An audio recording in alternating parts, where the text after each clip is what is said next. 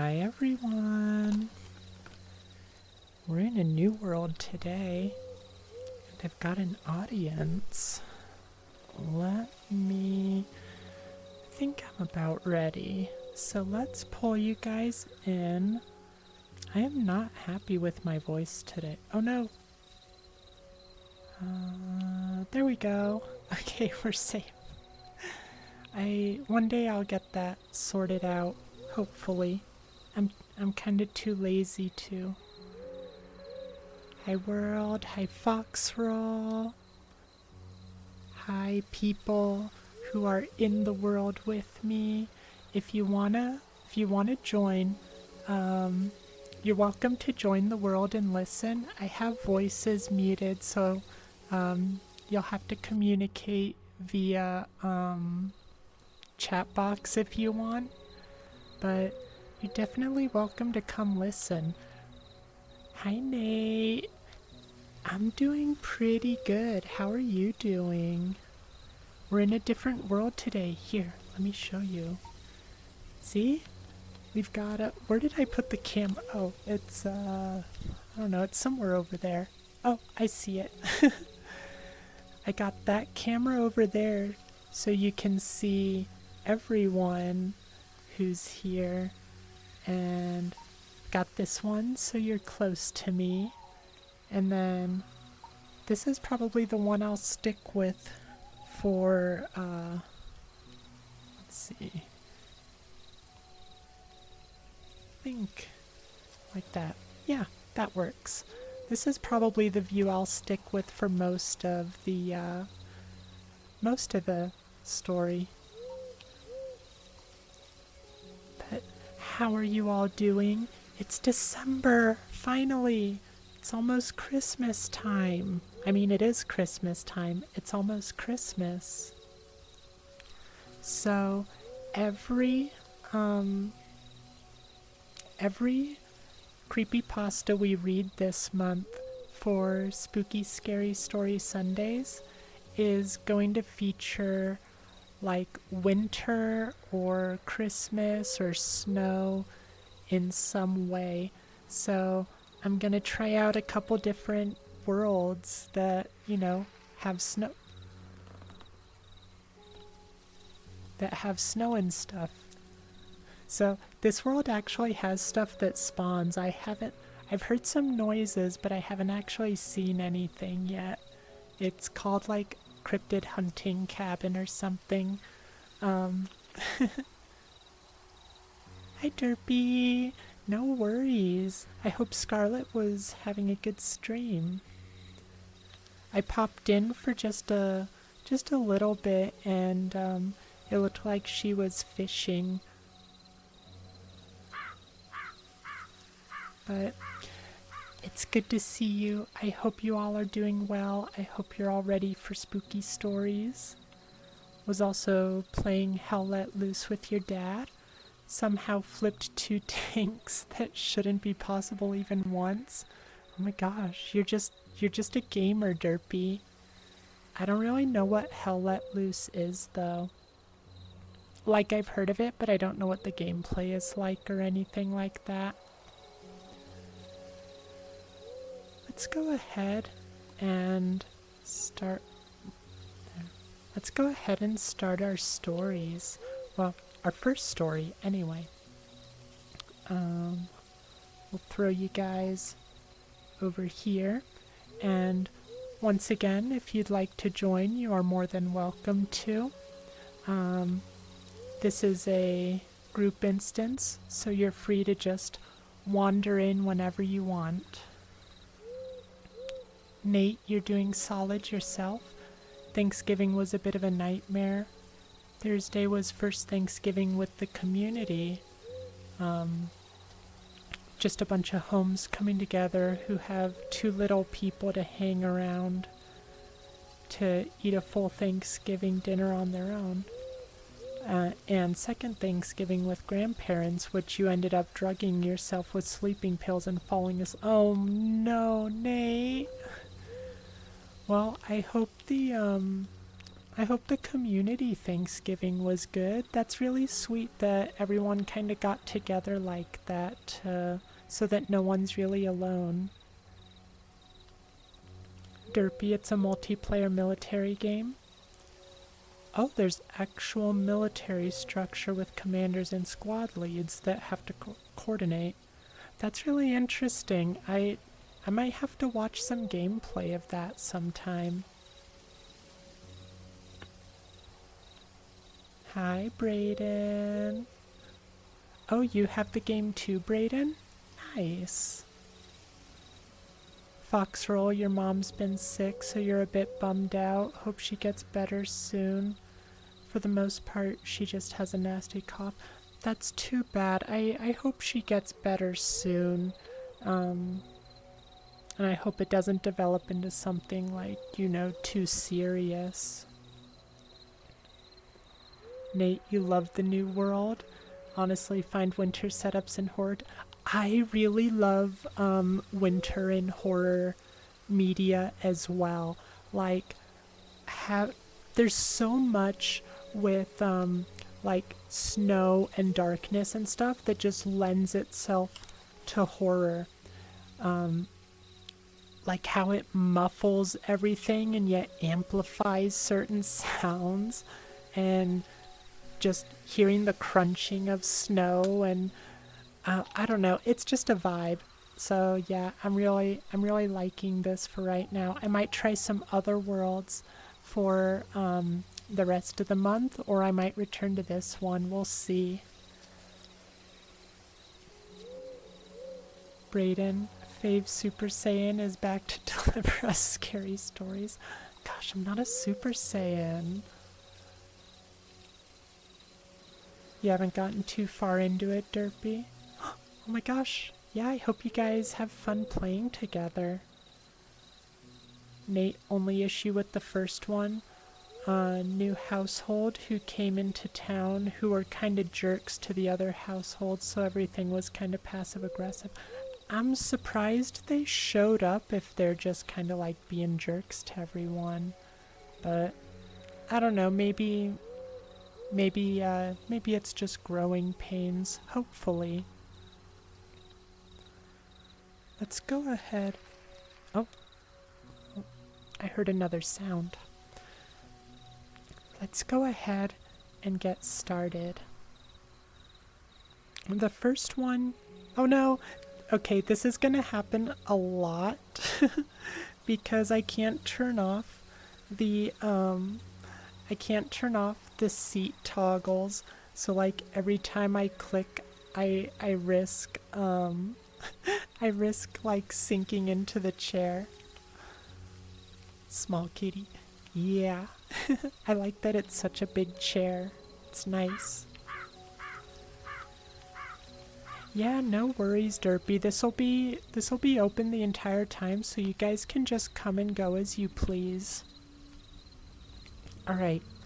So, first story has no author. At least no author listed. And it is called On Winter Nights. And let me know if the music or background noise is too loud for you guys. I can always turn it down. Alright. On winter nights. Sometimes, on winter nights, the fallen snow seems to deaden all sound, all feeling. The ice coats your organs, your ears, and your heart. It fills your veins until all you are left with is a dull ache where your memories once were. The winter hushes your soul like a candle. It leaves you cold and dark. It is on one of these nights that I glide through the house, my footsteps numbed only by the cold, as I carefully open the heavy wooden door and slip silently into the nursery. A single tear slides down my cheek when I see them, my beautiful baby twins, 2 boys sleeping peacefully in a cradle, a pocket of warmth in the night. Leaning over them, I gently slide my hands under their soft, thrumming bodies, carefully lifting and holding them to my chest. They wriggle a little, so I coo a soft lullaby until they fall back into their dreams, their heads drooping against my shoulders. They feel so warm, so pure in my arms. On nights like this, I remember things long buried in the deep recesses of my mind, things I haven't thought about for years. I remember my first steps, the way my stockinged feet felt, trembling yet eager against the cold, hard ground. I remember my 21st birthday, my first sip of champagne. That night, the world tipped toward oblivion before swinging back around to face the stars. I remember the way you used to touch me, soft but firm, a beacon in the dark of the night. I missed the way you used to hold me, like I was a radiant being, like I was the only thing that mattered. Of course, that was all before you lost your way, before you found your new love in the bottle. Now you have all but forgotten that I exist. Upon realizing this, it is almost instinctive.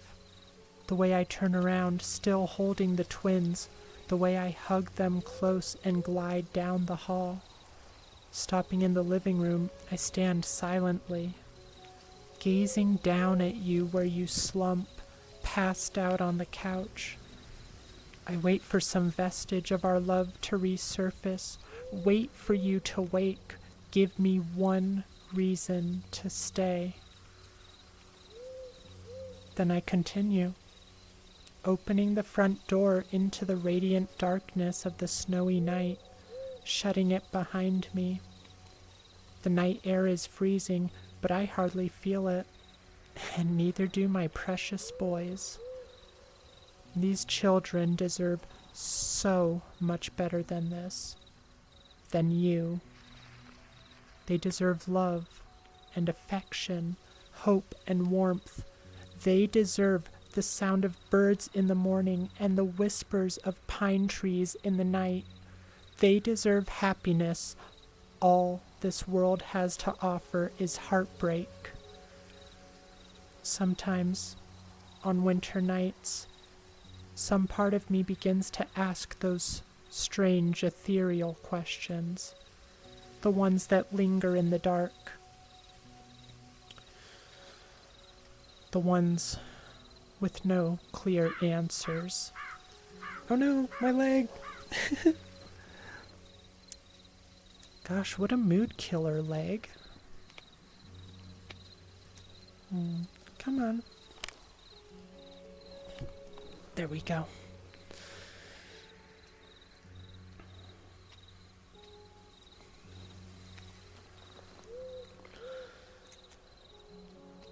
I wonder if there is a life after this. I wonder if this is all just a dream. I wonder if anything we do really matters. If you ever loved me, if you ever did, then you will know where to find me, where to find our children. You will follow my footprints through the fallen snow. Remember the way you used to kiss me, the way we used to sway in each other's arms. You will finally feel your heart stir, feel your tears fall as you search for us, as you beg us for forgiveness. Your heart will bleed and cry. You will search and you will search and you will search, high and low, far and wide, and eventually you will find us, peaceful and unforgiving, your beautiful children forever sleeping on my frozen grave. The end. I liked that one. Thank you, Slow. Oh, they're here. Who's here, Slow? Oh, there's something over there? I don't see anything. Okay, let's... Is it local, maybe?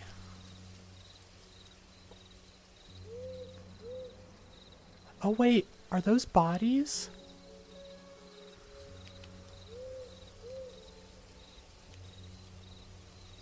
Are they bodies in the...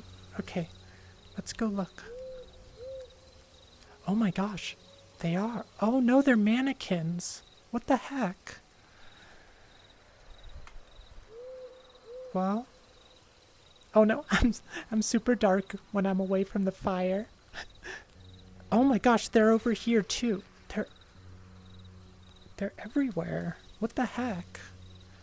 It's okay, you guys. I think we're safe by the fire. We'll be okay.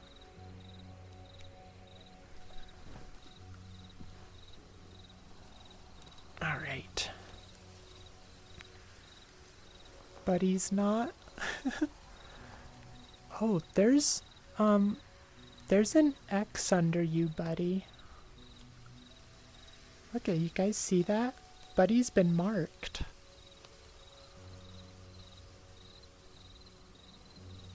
Big monster incoming. Oh dear. Yeah, we might be in trouble, you guys. Don't worry, we need to believe in the fire.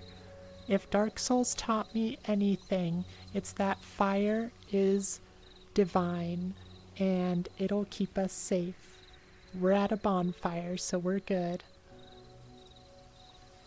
Oh dear.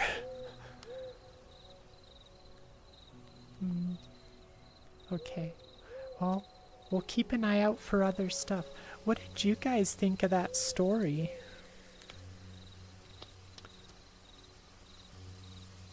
Let me catch up on chat just a little bit.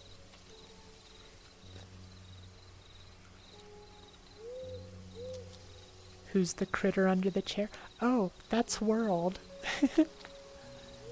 Isn't she cute? And there's Buddy. And there's Slow.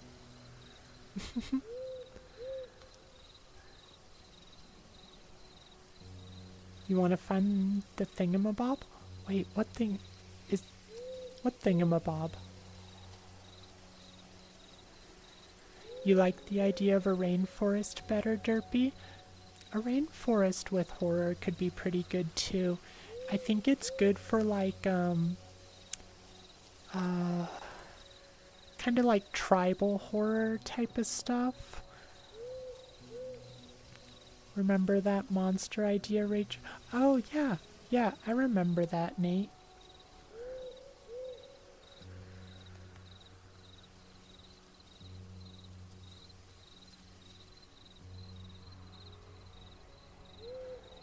Okay. Let me get a drink of water.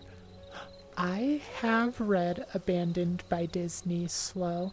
It's been years, but that might be a good one for us to read on here someday, actually. I think I liked the second one the best. It was like a completely different style where it was oh my gosh, it was like emails or something. Yeah, I think there's like 3 of them and they're all very different. The third one I remember not being too good. Unless I'm getting them mixed up. The first one was definitely the best as far as horror. The second one had a bit of humor in it.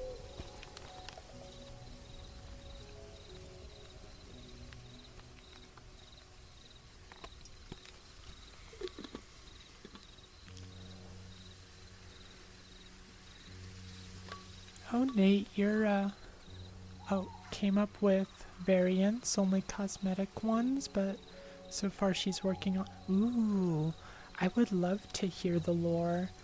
Yeah, if you want to post it in chat, in the Discord, I'll definitely check it out later. Alright, let's see if we can get away with, curling up on the chair again. Alright. our next story, I really did like that first one though. It was very poetic. And then let's move you guys back over there a bit. This one also, I believe, does not... Yep, this one. Oh, the mannequins are gone.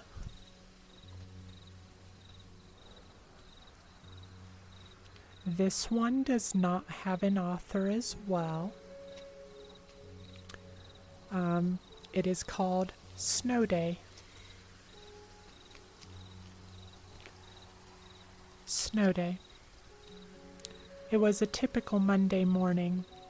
When I awoke, I took a look outside to see that it was snowing rather heavily with the wind blowing it around. A smile came to my face, and I quickly turned on the radio to hear the local school cancellations. To my delight, I heard the announcer say that all English school boards were on a system-wide shutdown. I nearly leaped for joy at the music to my ears. I immediately started running around my house, and then did what any kid would do. I turned on my Xbox 360 and started playing as much video games as I could. My mom was still asleep during the first few hours of gaming. I noticed that outside my window, the wind was blowing rather hard. I could hear the whistling it was making. I opened my curtains and saw that a foot of snow had been created. I smiled at the sight. With any luck, if this continues, then tomorrow's school may be canceled as well. I continued playing games until noon. That's when things started from a cheery, snowy day into something unpredictably strange.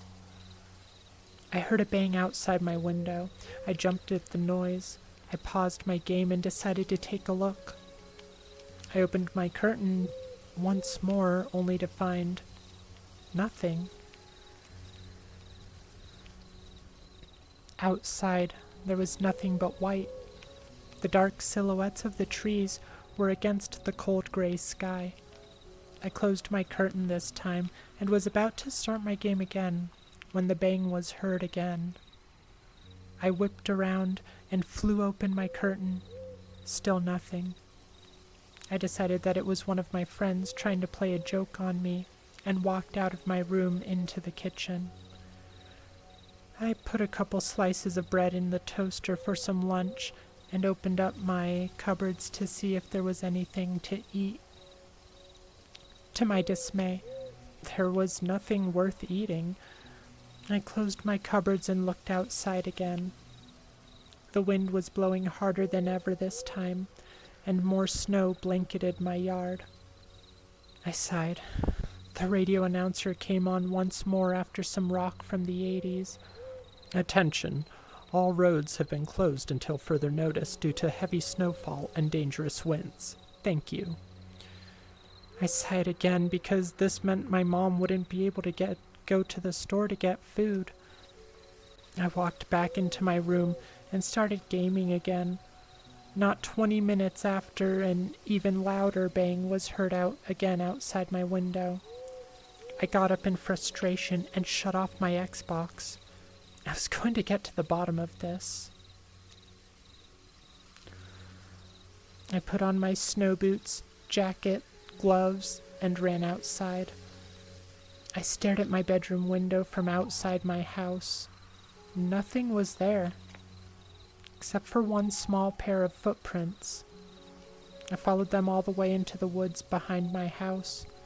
I live in a rather small, rural community. There was no way I was going to let this kid ruin my perfect snow day. I followed the footprints into the woods. They winded around turns and seemed to dart in through the trees. The only thing odd about them is that they never seemed to look like the kid had been running. I was beginning to get very cold and wanted to turn around and go home back to my nice warm house, but I pressed on.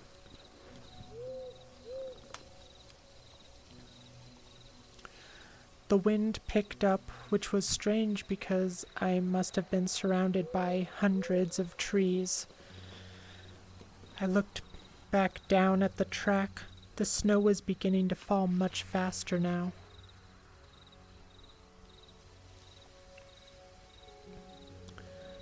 I finally turned around and started to head home when I looked down. My tracks had completely disappeared. I turned back to the tracks I had been following. They too were gone. I panicked slightly for about a split second, but remembered that all I have to do is go straight and I'll find my house. I began walking and walking and walking for what seemed like hours. A ridiculous amount of time had passed, and I was beginning to get worried. Maybe I was lost. Just when I was about to start running, I heard something behind me. Hello. I was startled and turned around. I saw a small boy in what looked like a dark blue snowsuit.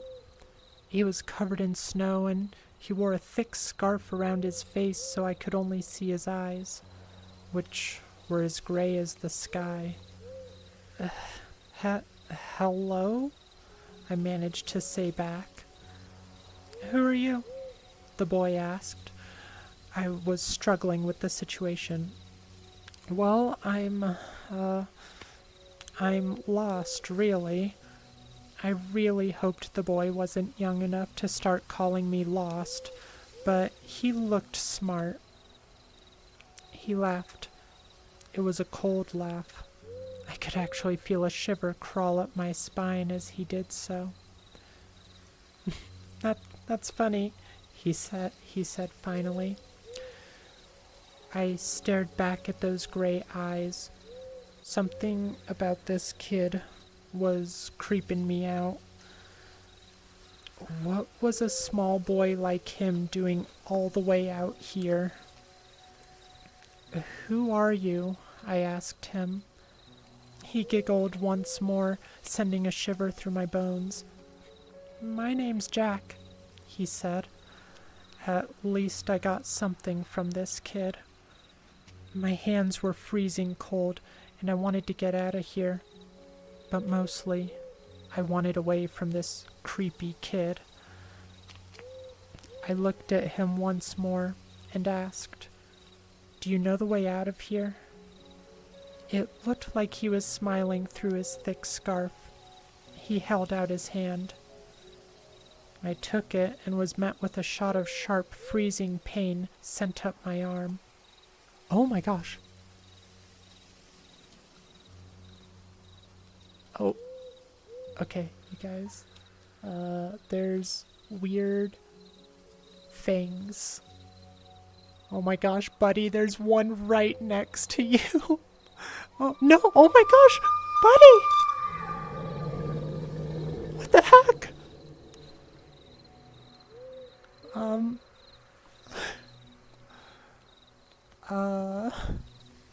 Well, I guess we know why that X is there. Yeah, Buddy has definitely been claimed. What the heck? Oh my gosh. Okay, they're gone.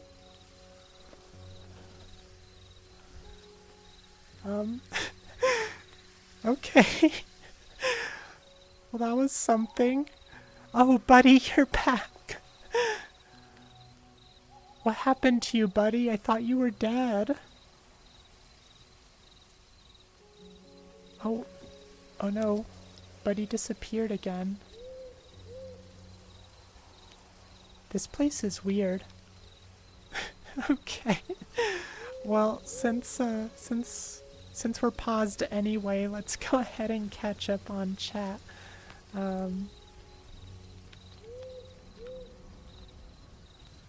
Oh, guess you guys have been quiet actually. Don't think the fireworks? Oh, does it not show up on the... Oh, it shows up a little bit. Thank you for the hydrate, Admiral.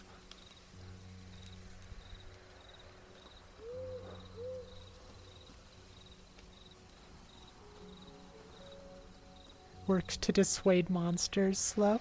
Yeah, absolutely. The fire is very well, I mean if we're close enough, Buddy's within the light, but he still got hit.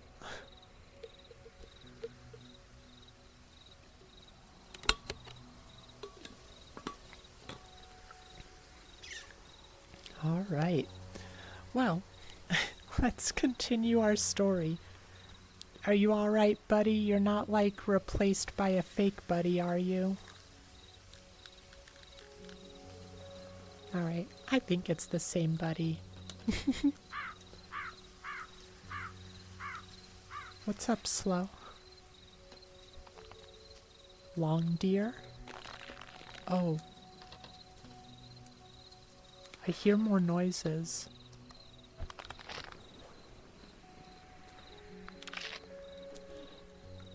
What is? I don't see anything, you guys.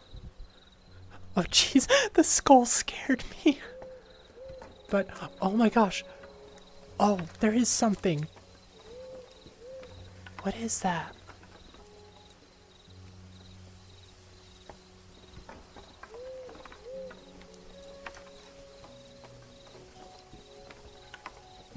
Long deer? I don't know if that's... I don't think that's a deer. It's like a vine or something.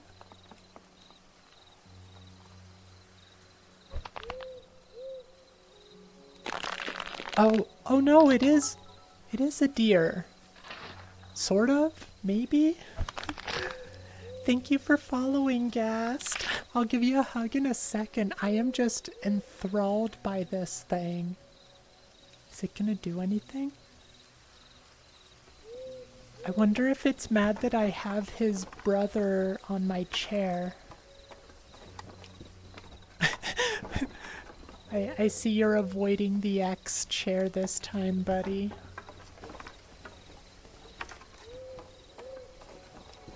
Oh my gosh, are you offering it, Slow? Oh, it actually likes it. Maybe?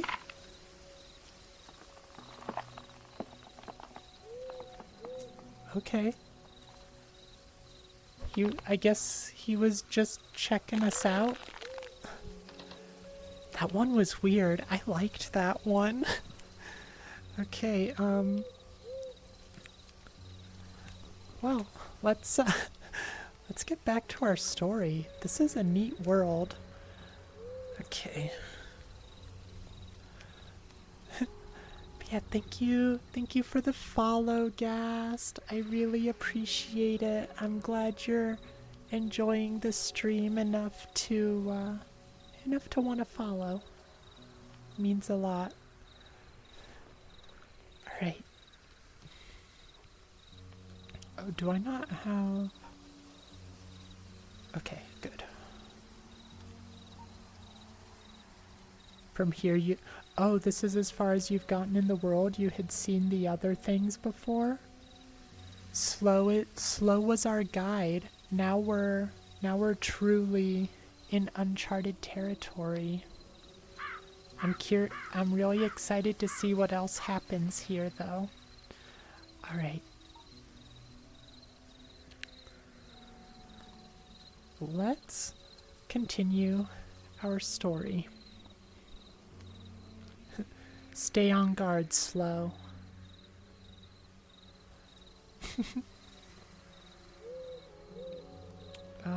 Where were we?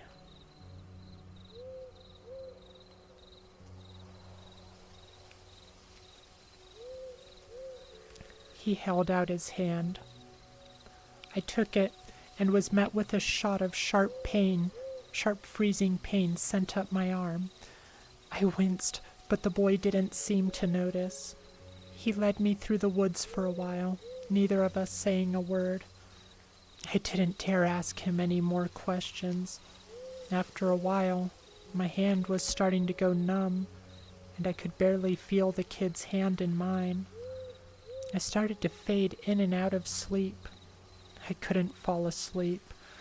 The first thing they teach you about hypothermia is that if you fall asleep, you may not wake up. I continued walking. The kid still said nothing. My hand and forearm went completely numb. I decided to break the deafening silence by asking the kid one more question. "What are you doing out here?" He kept walking and finally answered, "I make the snow fall." That was the last thing I was ever going to get from this kid. So I just kept walking and walking and walking. Finally, I stopped. I shut my eyes due to the blowing snow. I was so cold. I should have never left the house. "Listen," I said, "do you know of a shorter way out of here?" I just heard a cold laugh echo around me. I looked down and saw that the kid was gone. From there, I was so scared and cold that I just started running and running until I broke through the trees out into the field. I collapsed. I was going to die because of the stupid kid. I shut my eyes. When I opened them, there was the sunlight. I arose from the snow to find that I wasn't in a field. I was in my backyard. The boy had led me out of the woods. After I went inside, I immediately found my mom in the kitchen, making hot cocoa. "Were you playing outside?" I didn't say anything until she handed me a cup. "Yeah," I said flatly back. From this day on, whenever school gets canceled because of the snow, I remember that kid and his chilling laugh. Sometimes, if I go outside when it's snowing, I can hear it faintly in the wind. I don't know what I think of that. Oh, the end. I didn't say the end. Sorry, guys. I don't know what I think of that story. It's a little, oh, thank you.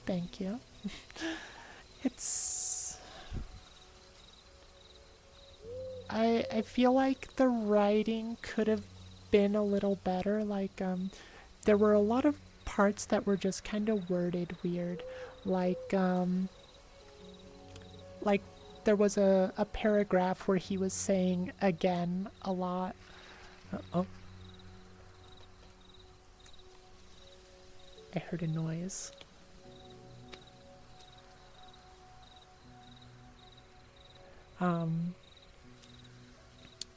But yeah, it was an intriguing idea, at least. I think it just needs a little bit more polish to it.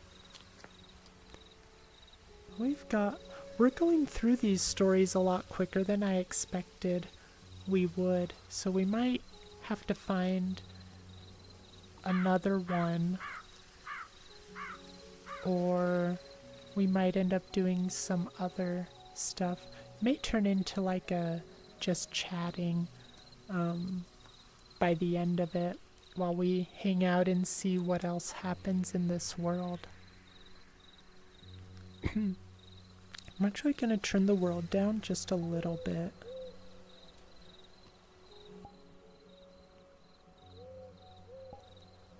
Okay, hopefully that's not too quiet for you guys. Alright, let's start our last story. You doing alright, Slow?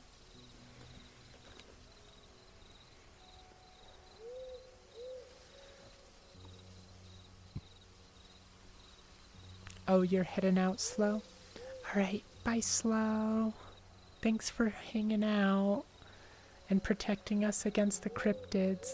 We'll have to rely on Buddy now. He knows them better than the rest of us. He was taken by them. Alright. So our last story is called The Christmas Tree. And once again, I believe this one has no author given. No, it happened again. Oh wait, no, this one does. Oh my gosh, I clicked the other chair. Okay, I'm back. I was like, wow, why is World so close all of a sudden? So, the author of this one is Michael Whitehouse.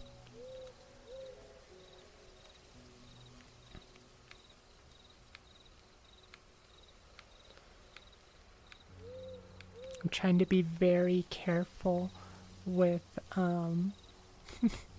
scrolling because I'm afraid of clicking the chair again. Alright. The Christmas Tree.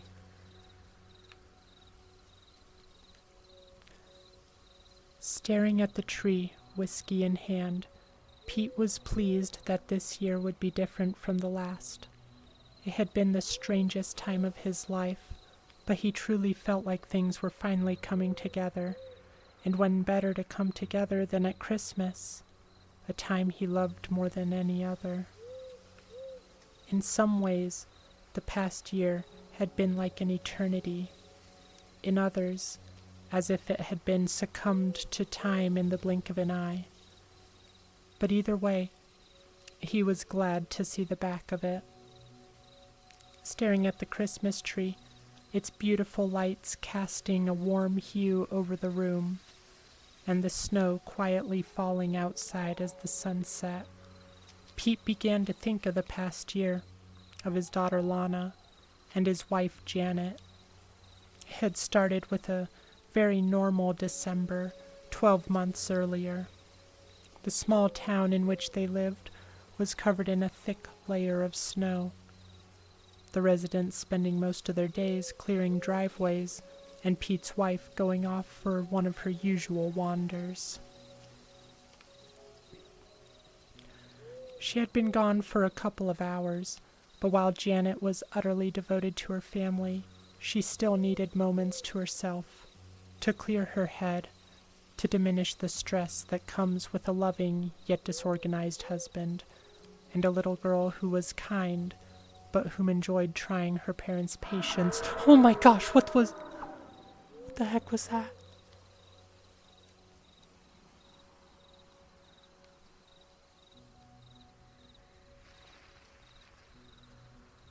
Something's out there, you guys. I don't see anything moving yet, though. Aliens? It could be. I wouldn't put it past this place. Well, we'll just, we'll wait here a bit and see if anything happens while we continue our story. Oh my gosh, I lost my place. That scared me.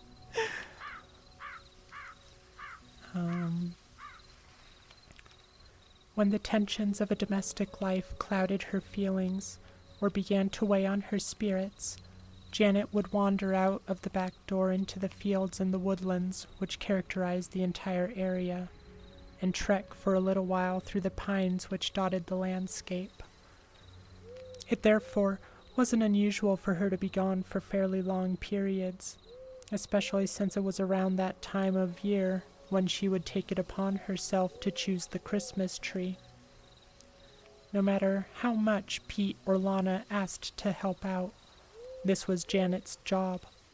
She loved the tradition of it, the process of choosing the best possible tree, cutting it down, and then seeing the bright smiles on her family's faces, as they would gleefully take the tree indoors and decorate it with sparkling glitter garlands, warm glowing lights, and an array of festive baubles.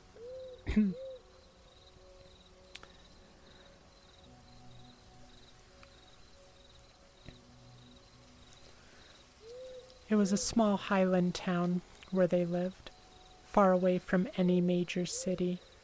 But Janet and the rest of her family loved their home, the simplicity of it, the feeling of being an integral part of a close-knit community, and of course, the beautiful surroundings, lush during the Scottish summer and cold, crisp, stark, but yet awe-inspiring in the winter. Most importantly, she loved the pine woods nearby, specifically a collection of trees which sat at the top of a small hill within walking distance from the house, perfect for picking a Christmas tree. She would return there each year, and while their numbers thinned due to a few other neighbors going there for the exact same purpose, there were enough trees to last a good many years. When she had been gone for 3 hours, Pete began to grow nervous. As this was longer than usual, and since it was getting cold, he took it upon himself to venture outside, telling Lana to lock the doors after him, and that he would not be long. Lana laughed when he told her that he expected that Mummy was struggling through the snow with the huge tree, bigger than any other they had ever had.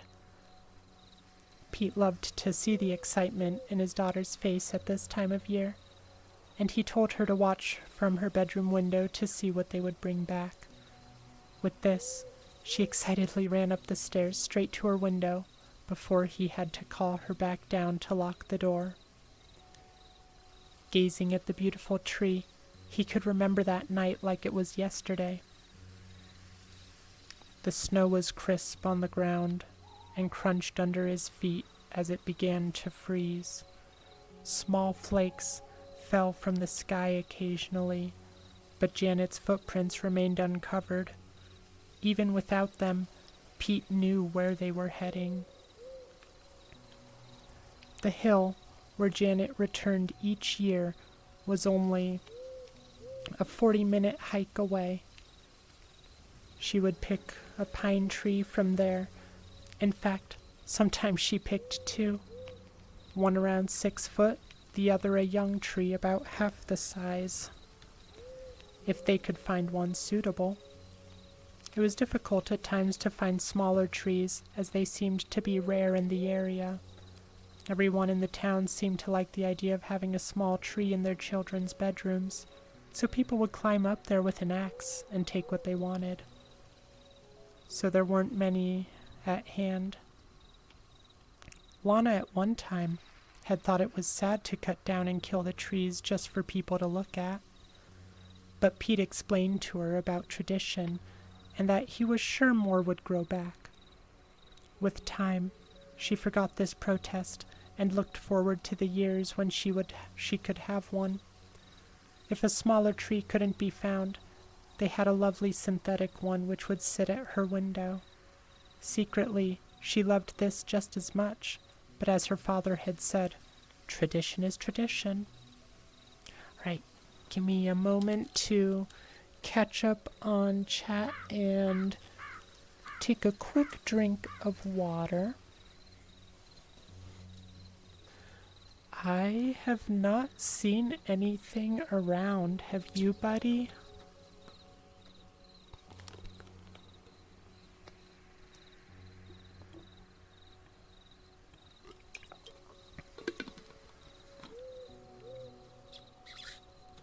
Alright, let's catch up on chat a little bit, just so I don't neglect you guys too much.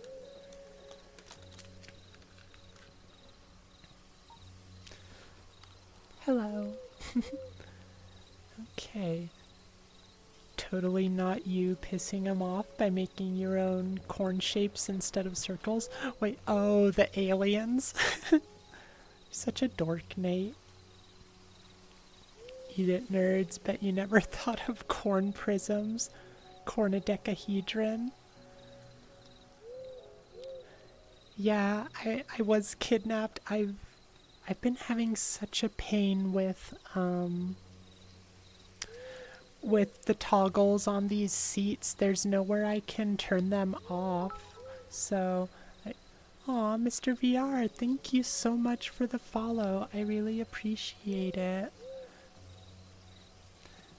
We do this every Sunday.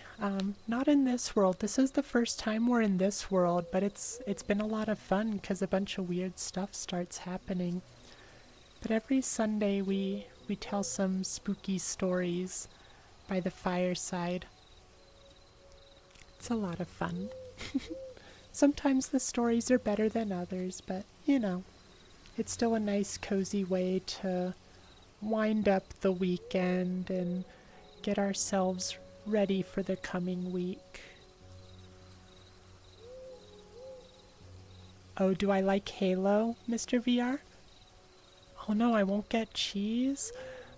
I don't have strong feelings about Halo. I really enjoyed the first one, and I think ODST was actually my favorite. I don't think that's probably the popular opinion, but ODST was my favorite. I liked wandering around and finding the audio logs and stuff, because I care more about like story stuff and collecting than I do about the shooting side of things. And I may be wrong because I'm not like super well versed in Halo, but I think ODST was the one that introduced the like wave mode, right, where you could just like fight against the waves of enemies with your friends. I loved doing that. That was a lot of fun for me. I've always been a lot more co-op than competitive. I like to play with people, not against them. So ODST was definitely my favorite, but I did really enjoy Halo 1 and Halo Reach as well. I could not tell you a lick of the lore, though, that it's been so many years since I played any of them. I don't think I ever got past Reach. I played 2 and 3. I don't think I ever played 4. I mostly played them with my brother. So do I get cheese? Nate, to check in. Oh, I don't know what you're talking about there, Nate. Oh, to chuck in the variants of Le Monster. Oh, the alternate variants. Okay. Only one without reference was one with a green color. Then we have one with an orange color, a blue color, and a red color, all referencing ghosts from Pac-Man, Clyde, Inky, and Blinky. Finally, we have a purple color based on Sue, another ghost that is in the Hanna-Barbera Pac-Man cartoon. She's also in Miss Pac-Man, if I recall. Like, I think Clyde is the orange one in original Pac-Man, and then Sue is the one in Ms. Pac-Man. I could be mistaken, though. Ooh. Not sure how to pronounce your name. Is it Cabalet or Cabalit? I'm sorry, I'm probably butchering it.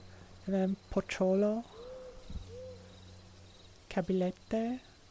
Maybe it's Cabilete. I could probably just call you Cabby, though, if that's okay. Hi. Welcome to the stream. It's nice to see you. We're just in a kind of creepy, snowy world. I'll give you a better view. This is where we are right now. There you are. And we're just telling some spooky stories, but some weird things are happening around here too. Like some weird creatures have been coming around and getting all up in our faces. The last one, Cabilete? Okay. Cabby is fine. Alright, I'll just keep saying Cabby then, because that's kind of a cute name.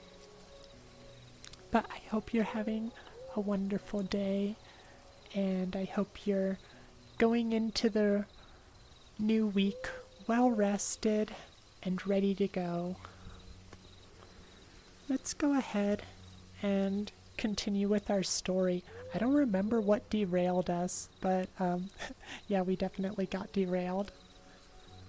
Alright, send you guys over there.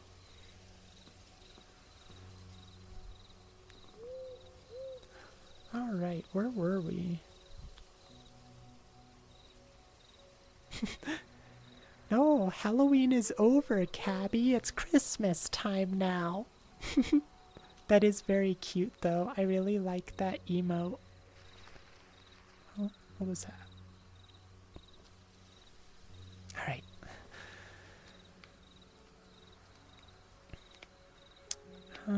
Let's see. There we are. The larger tree would be placed in the living room and adored with an assortment of baubles, glittering decorations, and lights. The other, in Lana's room, would be sprayed with a can of fake snow and covered in hanging candy sticks and chocolates. Although she was always told she could only have one a day before bed as a treat, of course, occasionally she would break this rule and just hope no one would notice. Janet could always tell, but she would let it go. Christmas time was the best of times after all, and it was so brief. As Pete approached the hill, he knew something was wrong. He felt it in his bones. As he climbed, the snow began to fall in greater volume, and the sky dimmed with it. Standing at the humble summit, a stillness spread, silence interrupted momentarily by the almost audible patter of snowflakes floating gently to the ground.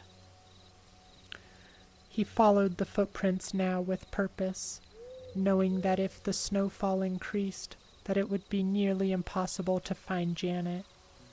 Twilight fell, covering everything in a dark blue wisp of color, as the frost began to nip at his now rosy cheeks.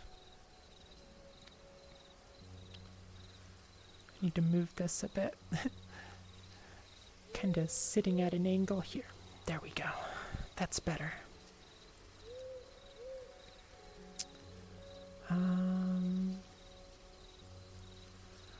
The footprints bobbed and weaved their way through the huge pines, finally stopping. There's that noise again. It's gotta be those, like, big long deer things, right? The ones that took Buddy before? It is kinda elk noises. Aw, getting cozy, Cabby. Time for the ritual. No rituals, Nate. This is not ritual night. This is story night. We are continuing this story right now. If I can find my place, I lost it again. Then when is ritual night? You know what? We'll have ritual night on our 100th stream. That's what we'll do. That'll be ritual night. You guys might have to remind me though.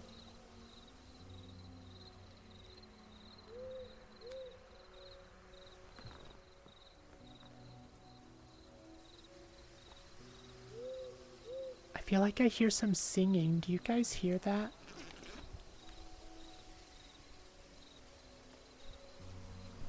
Maybe I'm just imagining it. You're writing this down, Derpy. 100th stream is ritual night. I swear, there's something out there, you guys.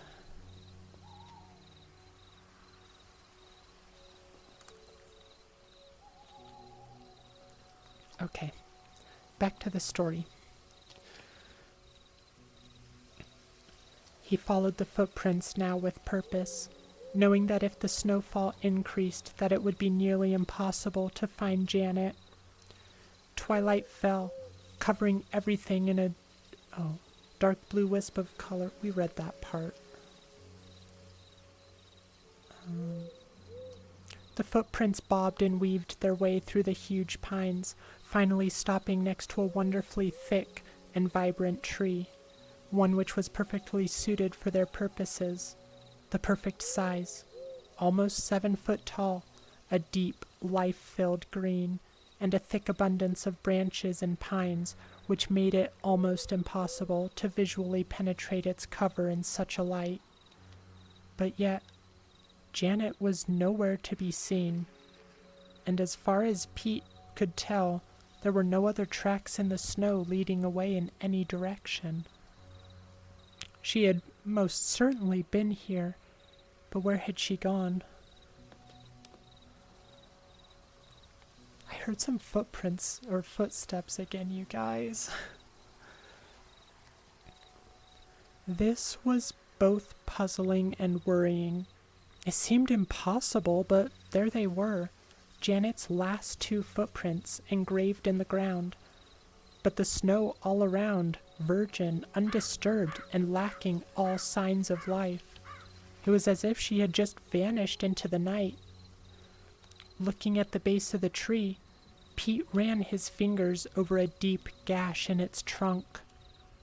There was no doubt about it.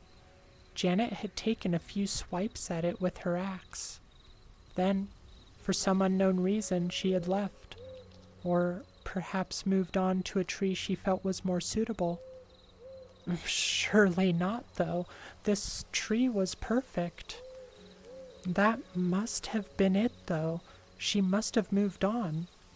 Perhaps there was some random, freakish flurry of snow which covered her tracks. Yes, that must have been it. But Pete knew this was wishful thinking. He had lived there for years, and in all that time he had never seen such a thing. Then he saw it. Several meters away, lying in the snow, was Janet's axe. He rushed over to the object, falling once as the snow deepened. Rising to his feet, it was now unmistakable. Yes, it was partially covered in snow, but it was Janet's axe. It lay there, much like the footprints, isolated, but with the absence of any human imprints.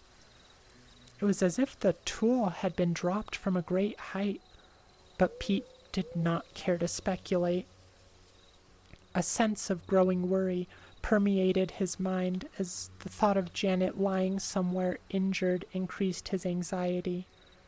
Shouting his wife's name repeatedly drew no reply as darkness now began to creep ever closer.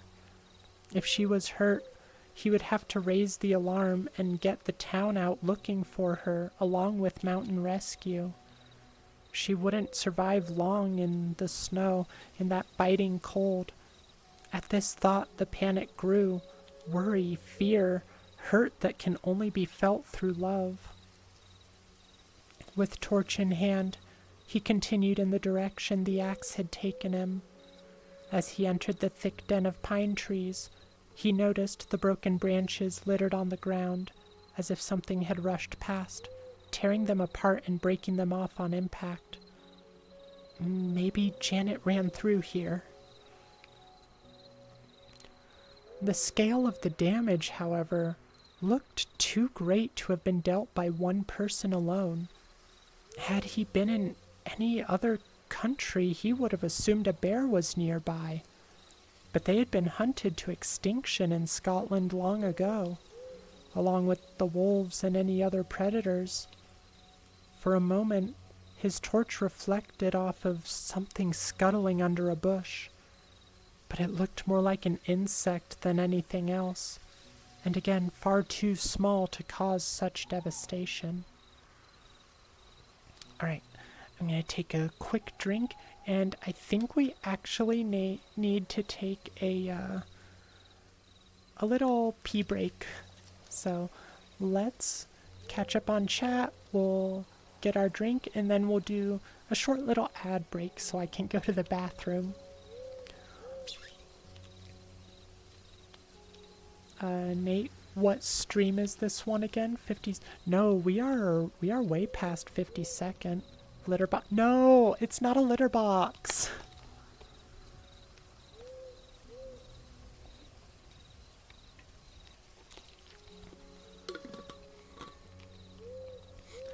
I believe we are in the 80s, Nate, for our stream. Wait a sec. What is that?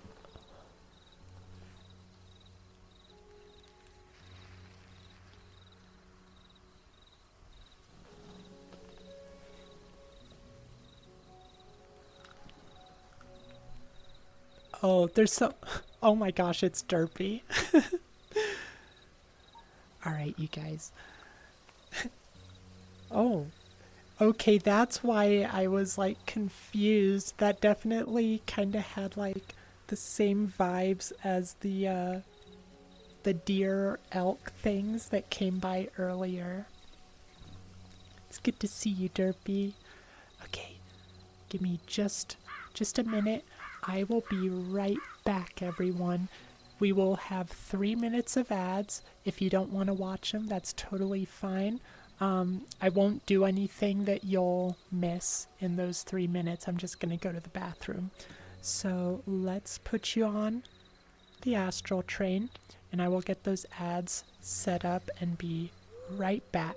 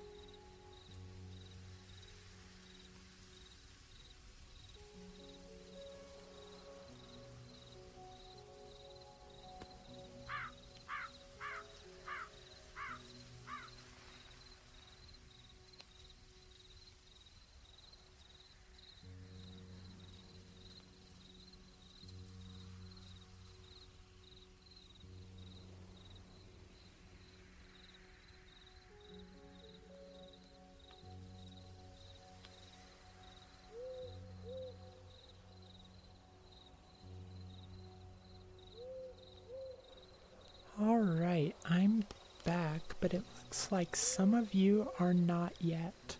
Let me catch up on chat and we will wait for those last few stragglers to finish up.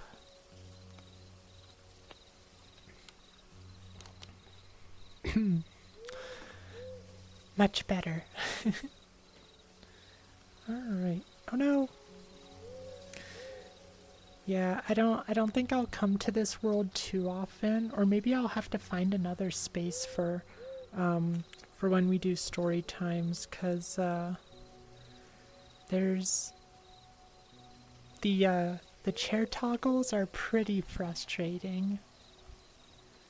So let me catch up on chat.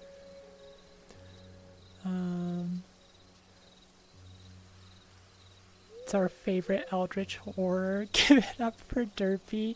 Yeah, everyone give a nice round of applause to Derpy. He'll keep us safe from all the... Oh my gosh! That wasn't Derpy. I wonder if some things we can only see if we go out into the woods.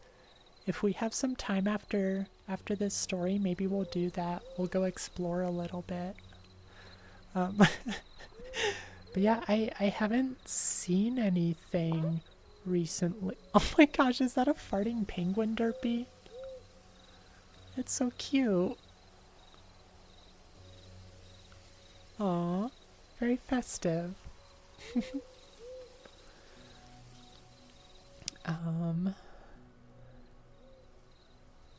Hi Mako, it's good to see you. Sorry it took me a little bit to respond. You must have caught me just when I was going on my bathroom break. But I hope you're still here and I hope you're enjoying the stream so far. Did your best to just be in frame, Derpy. You did a good job because I saw you in my camera, like just off to the side, and I was like, wait, what is that? I couldn't tell that it was the nameplate until I got up and looked.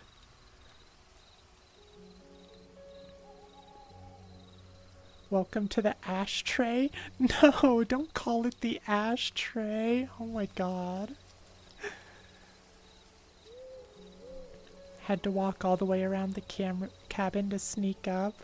Even used the camera to scout ahead. Oh my gosh, you're so good at sneaking, Derpy. Oh dear. I think Buddy went off to explore. I hope he comes back in one piece.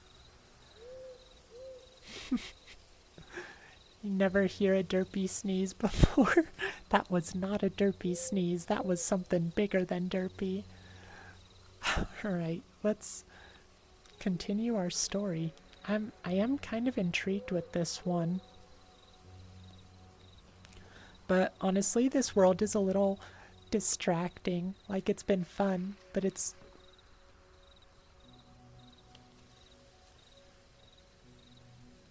It's been fun, but it's been distracting. I do kind of miss our usual Fireside Creepypasta world. Okay, let's go ahead and continue.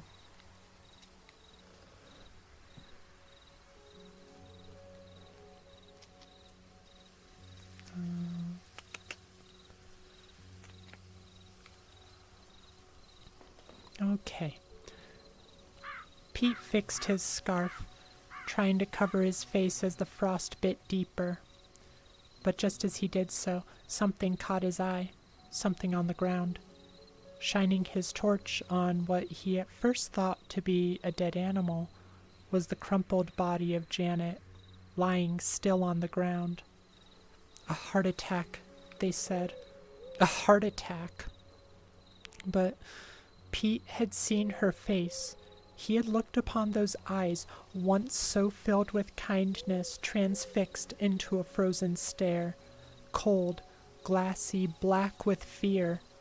Her hands were clenched in front of her, and the pathologist told him that this was perfectly normal for one suffering such a massive heart attack in such low temperatures, as was the contorted look on her face. Although at the mention of this, Pete saw a flicker in the pathologist's eyes, which gave away that he was as puzzled by that look as anyone. A look Pete would never forget. Darling Janet, love of his life, mother of his children, dying alone in the cold, with lips pulled back over teeth in agony, frozen into an inhuman sneer. The whole ordeal had devastated him. If it hadn't been for their daughter Lana, for the necessity of her needs to be met before his own, Pete would have found it nearly impossible to have gotten through it. The past 12 months had been cluttered with reminders of an aching loss. As with any bereavement, the first time of doing something once shared without that person made the pain more acute. The first Christmas, the first day at work, the first walk to school, the first family get-together. Every person's face etched in concern, accompanied by the usual well-meaning but empty traditions of how are you holding up. It must have been so difficult, and if there's anything I can do. Helping his daughter through the loss of her mother was all he had to make sure he could face another day. But that stopped now. They had been through the horror, through the denial, through the silent meals, through the lonely cries of despair at night, through the birthdays empty and somber. They had been through it all. All these firsts were over. It had been over 12 months since Janet's death, and Pete felt almost exhilarated by this. He missed her every day. The pain would never truly leave him, but the feeling of accomplishment, of strength, something which he thought had deserted him, that he had endured, filled him for the first time with thoughts of the future. Thoughts that life does indeed go on, even when our dearest have gone before us. And what of his beautiful daughter? Dear, kind Lana?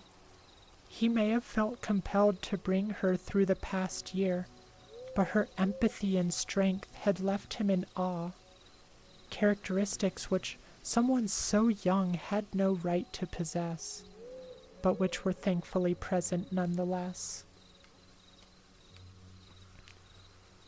When she had cried, he had been there, and on more than one occasion, when he lay sobbing, staring at that empty void of space in his double bed at night, Lana would waken and climb in bed beside him, and they would both cry together until they fell asleep. She was his rock, and by God, she was going to have the best Christmas she'd ever had. Pete had made a number of arrangements. He had spent a fortune on every gift imaginable. He had filled the house with every food and treat that she enjoyed, and both Janet's parents and his own were flying in for Christmas dinner to be with their brave, sweet little granddaughter. He'd also organized for Lana's friends to have a sleepover on Boxing Day, which she had pleaded for. But Pete always knew he would give in eventually. She never asked for much, but this year, this Christmas, she would have more than she could imagine. The house was perfect, but there was one thing.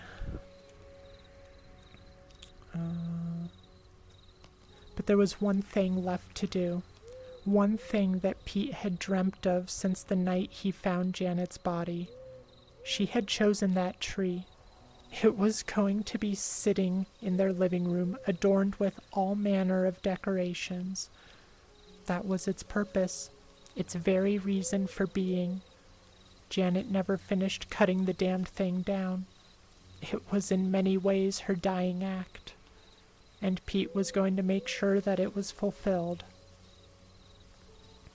On the anniversary of her death, he wandered through the snow, winding his way through the pines until he stood at the foot of that ominous little hill. The sun shone brightly, and it wasn't as cold as it had been the night Janet died, but each footstep was accompanied by a sickness in the pit of Pete's stomach, each stride a morbid reminder of the previous year and that terrible heartbreak in the snow.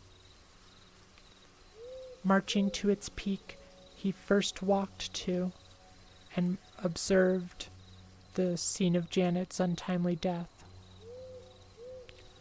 Standing there where her body had lain, Pete wiped the tears from his eyes and placed a small Santa figurine on the ground, burying it in the snow. It had always been hung from the branches of each yearly tree, and was her favorite decoration. It seemed only right that it be with her.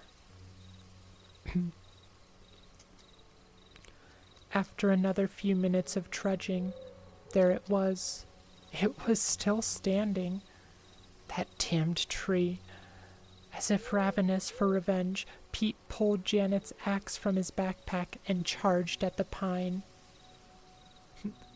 Welcome back, Derpy.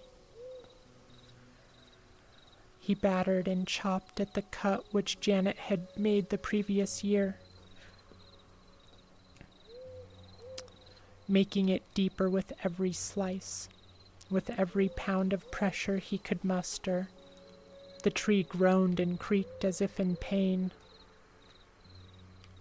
Oh my gosh. This stupid chair. Okay.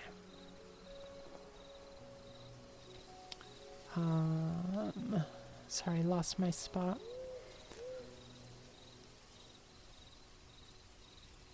Nate, astral plane has too many words. Ashtray seems fitting enough. Astral. It's funny you mention that. It's just the little face on the hat now. Wait, what? Just the little face on the hat? Oh, I see what you mean. On this hat. But I have had one or two people call me Ash to be like short for Astral. And I don't mind that. I think it's kind of cute. I've always liked the name Ash, so I totally don't mind that as a nickname. What's she talking about? You never left? I'm like, oh wait. Oh my gosh, but I got you mixed up with Buddy. I'm sorry.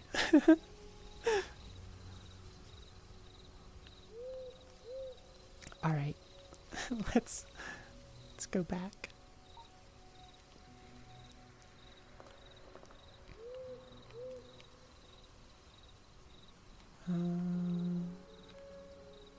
The tree groaned and creaked as if in pain, but Pete did not care.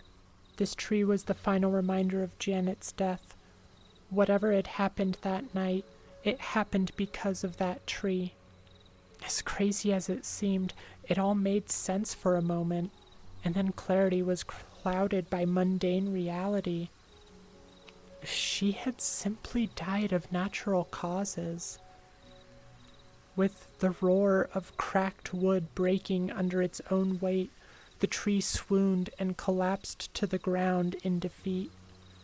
Tying a rope around its trunk, then using string to fold its branches inward, Pete dragged that memory, that cold-hearted pillar of nature's brutality through the snow, over grass and gravel, and finally to his back door. He was victorious. Oh no, I did it again. Guys, we are never... I swear, I hear that singing again. Okay, you guys, we are never doing another one of... We're not doing another spooky, scary story Sunday in this world. At least not with these seats. because, oh my gosh, this is such a pain.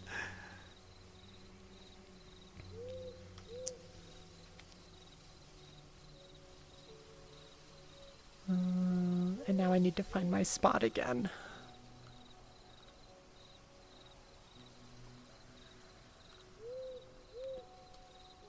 There is a humming. Yeah, is it part of the song though, or is it like something else? That's what I don't know. Okay. With little thought for carpet or furniture, he dragged it up the stairs into the house and placed it in front of the window in the living room. Wedging it upright into an old wooden stump they had used as a stand every year, breathless and covered in sweat, he stood back looking at the tree, standing tall over all it surveyed. You picked a good one, love. You picked a good one.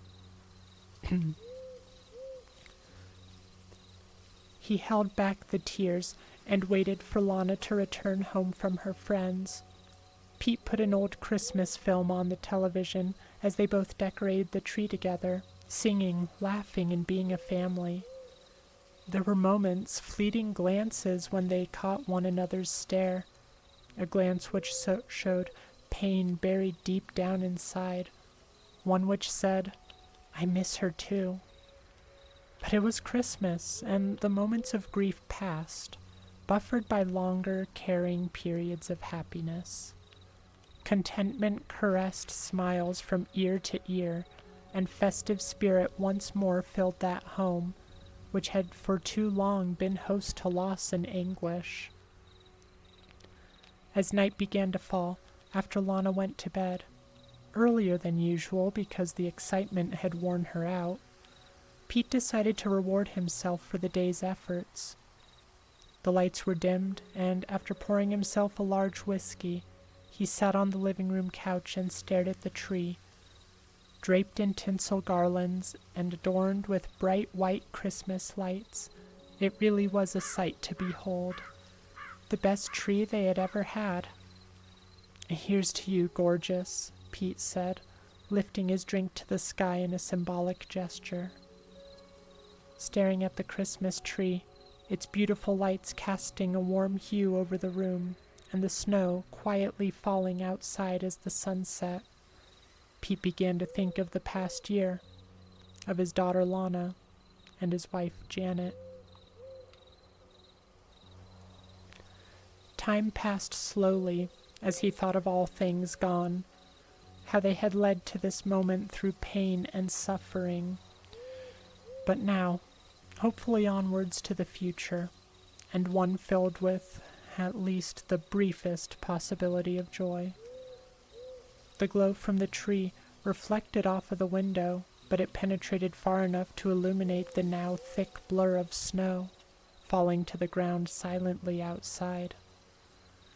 The room remained dark, but the lights bathed everything subtly in a warm Yuletide radiance, which, when accompanied by the orange lambency of the fire,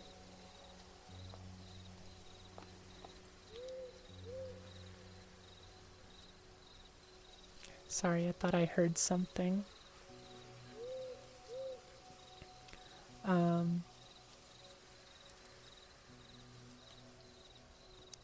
The room remained dark, but the lights bathed everything subtly in a warm Yuletide radiance, which, when accompanied by the orange lambency of the fire, only served to cultivate the anticipation for Christmas even more so. For the first time in a year, Pete was happy.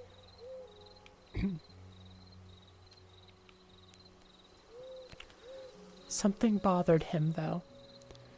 There was a slight apprehension, or annoyance, in the back of his mind, something which was spoiling the display. Sipping at his whiskey, casting a glance at the entire room, he finally saw what the problem was. 2 of the Christmas tree lights were occasionally flickering. Not constantly, but often enough to be noticeable, and more importantly, aggravating. Downing the rest of his drink, Pete rose to his feet, now feeling the aches in his muscles from the effort exerted while dragging that thing all the way home from the hill. Walking over to the trees, the lights were indeed flickering, but there was something unusual about them. They seemed deeper than the rest, as if coming from around the trunk rather than resting on the branches.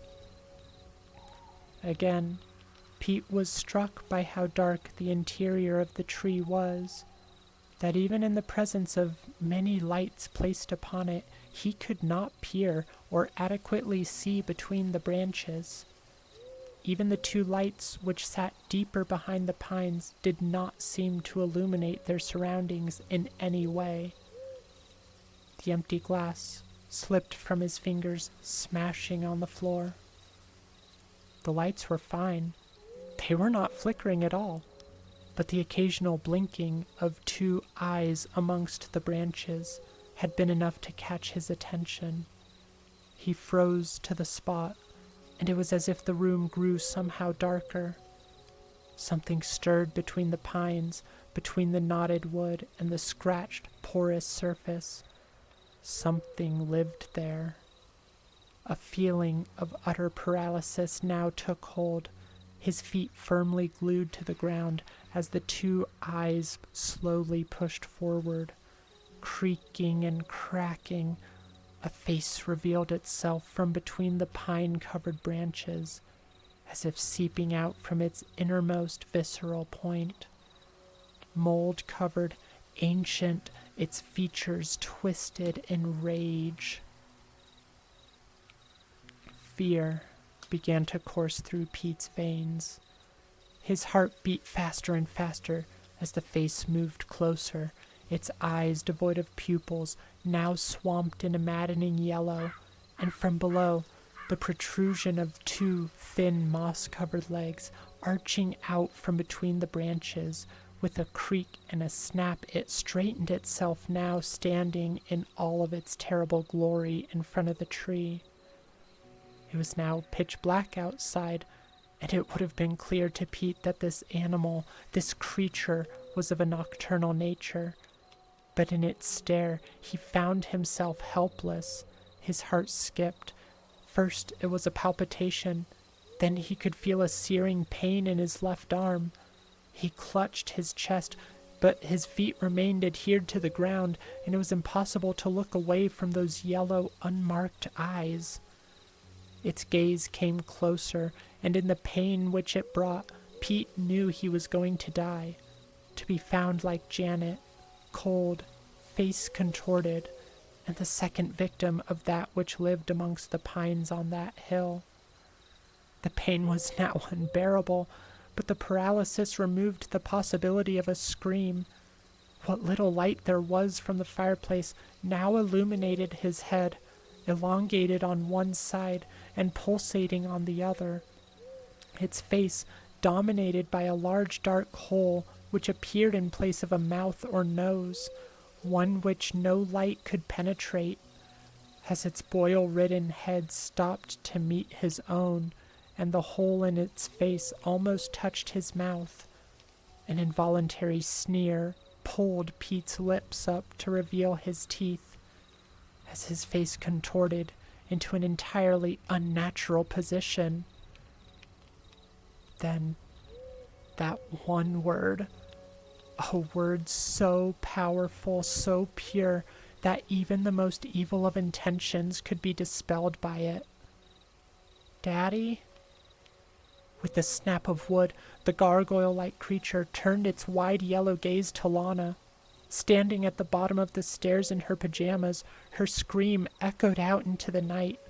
Arms outstretched, its odd-numbered fingers moved with a stutter as its moss-covered legs groaned, carrying it forward in a peculiar, unbalanced motion towards her. Now, Lana was paralyzed by its stare, and with each step closer, her face contorted more fiercely, and the pain in her chest brought her to the point of unconsciousness. As intense as its ancient gaze was, it was focused, so focused that it did not notice Pete clawing his way across the floor towards the kitchen. The wooden creature's unsure movements made it appear more like a puppet than a thing of autonomous purpose, and as it reached Lana, it cupped her face in its uneven hands and stared wide-eyed and pupilless into her face. Tears streamed down her cheeks. The sound of feet running filled the air, and as it twisted to investigate, a loud crack was heard as Pete ran up onto the couch, jumping high into the air and bringing Janet's axe down deep into its spine. No blood ran or gushed, but a plague of unfamiliar, insect-like critters poured out of the wound. Instead of a howl of pain, the creature emitted a crescendo of strange squeals and clicks before throwing Pete to the ground and smashing through the back door. Lana's father gave chase, but it was impossible, as the wooden creation moved at an unimaginable pace, gliding on the ground with each stride, leaving no footprints in the snow.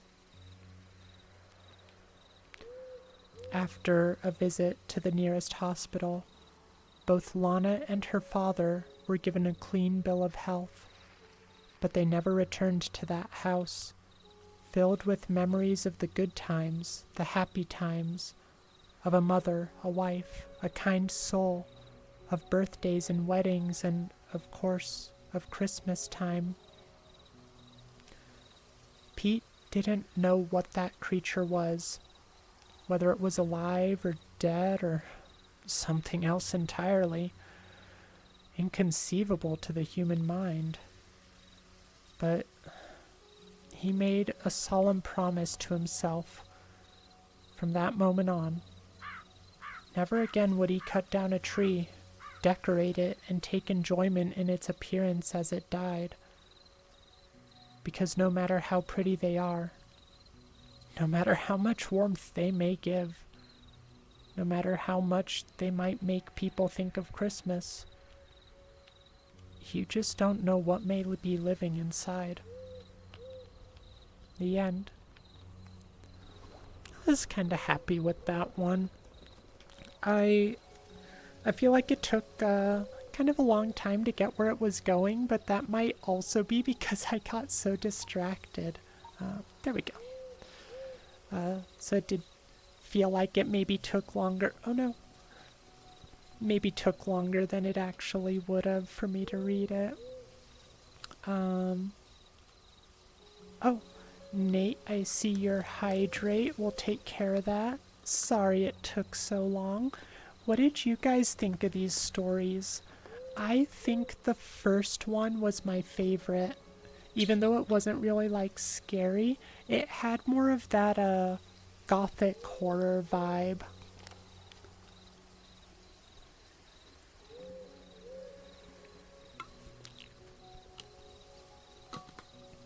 Oh my gosh, not you too, Admiral. Alright, here's another hydrate, goobers.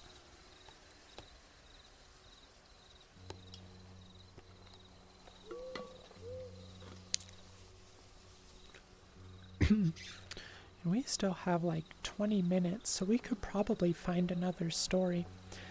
And a stretch for Derpy. Alright, let's give you guys this view, I guess.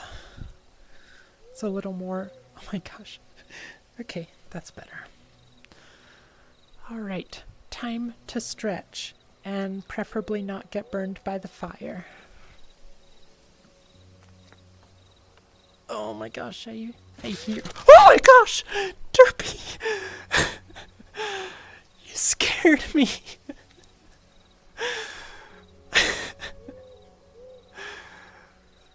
Oh jeez. Okay. Oh, I can't read what you're saying. Your chat box is hidden by your... Oh, I forgot that Abby... Yeah, I did forget about that, Derpy. Oh my god, that was good though. I'm kind of disappointed. I was hoping there'd be more things. showing up. Like, I wonder if maybe we have to have someone sitting in the X chair for them to trigger. Let's do one of these stretches.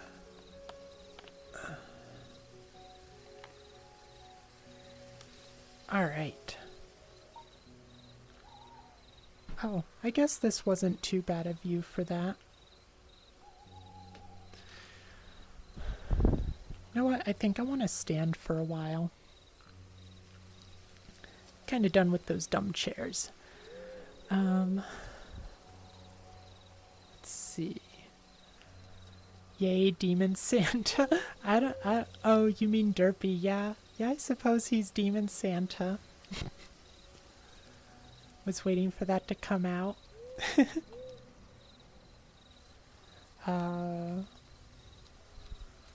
Just your microwave for the humming. Making pop. Ooh, what do y'all put on your popcorn? I don't put anything special on it. I really like, you know what? We're just gonna do this. I like kettle corn, and I like just like butter or oil and salt. I don't like anything too fancy for the most part. Ooh, caramel corn is very good. I love caramel corn actually. So maybe I do like a bunch of different fancy popcorns. Gosh, where even am I? I am so turned around in my play space. I think this world is cursed, you guys. I can't move right here.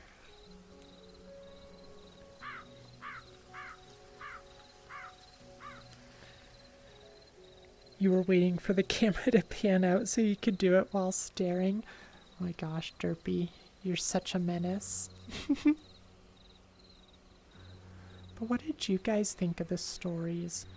I did like how, I'm assuming it was intentional, but I guess I don't know for sure. But in that last story, the Christmas tree one, I was kind of expecting him to blatantly say, like, he knew how it felt to be, like, watched and just, like, admired or whatever as he died, because that's basically what the creature seemed to be doing to him.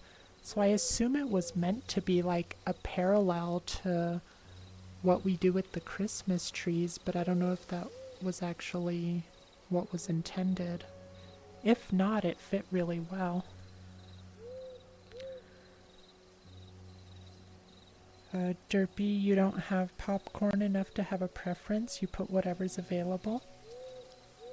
Yeah, that makes sense. I don't eat popcorn all that much either. I kind of go through spurts where, like, I'll eat popcorn a lot for a while and then just kind of, like, hibernate for months on end.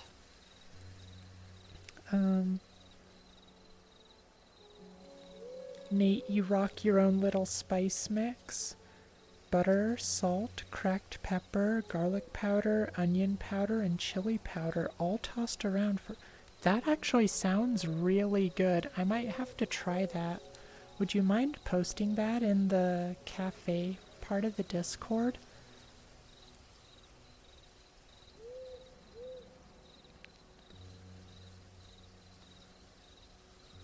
Oh, you use it for almost anything? Yeah, I could see that being good on a lot of different things, honestly. I wonder if we should go out exploring.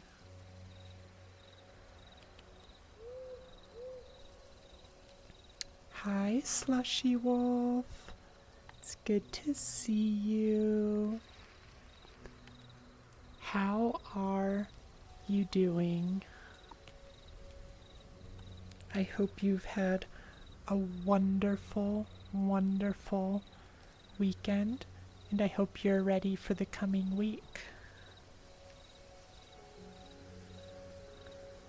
Okay, I think I'm all caught up with the chat stuff. I mean, I probably missed some from like a long time ago, but I don't think I missed any recent messages, so I think we're all good. We have 15 minutes left. What do you guys say we just kind of chill and chat? Totally just missed... Oh my gosh, Buddy got kidnapped again? Buddy, why didn't you call for help? Aw, thank you for following, Slushy. I appreciate it. I'm glad you think I'm worthy enough to to follow. Like, even if you guys, you know, follow once and then never show up again, obviously I like to see you guys more than once, but even if you just come in the one time and follow, like, it means a lot. Like, it's like saying, oh yeah, I had a good time, I was entertained, or, you know, whatever standards you have. At any rate, it shows that you were satisfied. It's like my customer survey. No, you're already becoming like them, Slushy. You're already hydrating me just like all the others. I thought you were different, Slushy. But thank you for the hydrate. I shall do that now.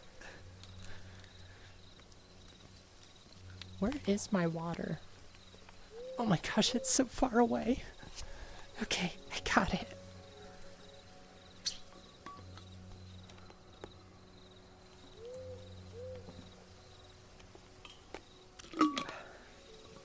Thank you very much. I especially need the hydrates during these streams because there's so much talking involved. There we are. Okay, I am gonna move my chair out of the way so I have more space. I'm just needlessly crowding myself. What is wrong with me? Oh, jeez.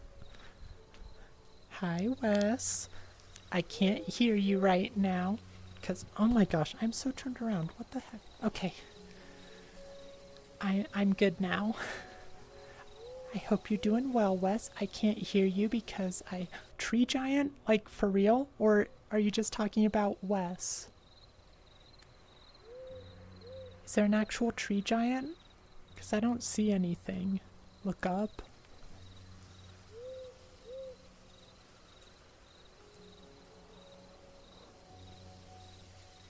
Yeah, I don't see anything, Derpy.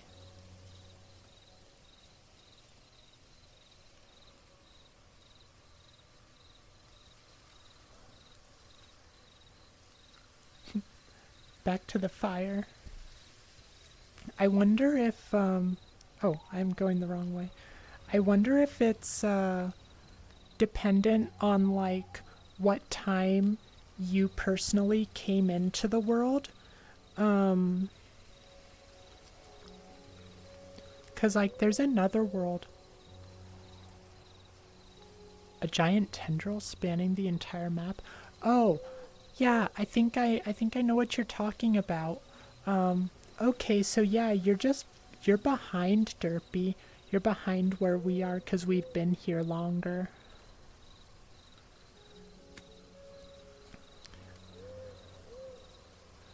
But yeah, the tendril was really cool.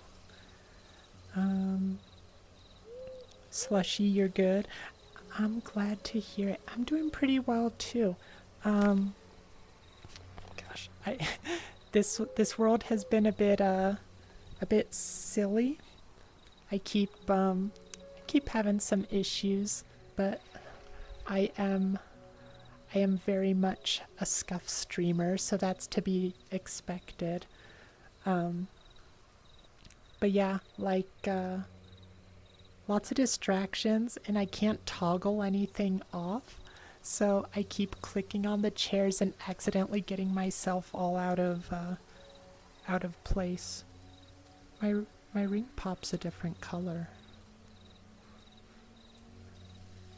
There's that humming again. I like it, it's pretty, but it kind of, it's kind of creepy.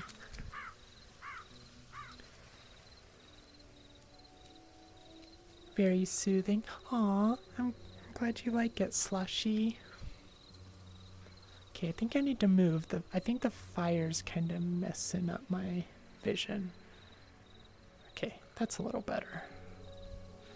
Like, it looks fine from your guys' angle, I think, but I get a little stuttery in VR in this world. If there was a customer survey, Slushy, you'd give a 5-star review. Your voice is very soothing. Oh my gosh, you are so sweet. I really the stupid colliders in this world. Okay, let's try maybe like this. But yeah, I'm very insecure about my voice still. It's much better than it used to be, but today I'm not happy with it. I feel like it's a little raspier than I'd like it to be right now. But I appreciate it. It makes me happy whenever someone says they like hearing my voice. It's kind of this like weird effect, isn't there? Kind of like a blurring slow motion type deal going on. I don't know. It's odd. Maybe I'm just imagining things. Maybe I'm crazy, chat. Are you even real? Are you just made up and all a figment of my imagination?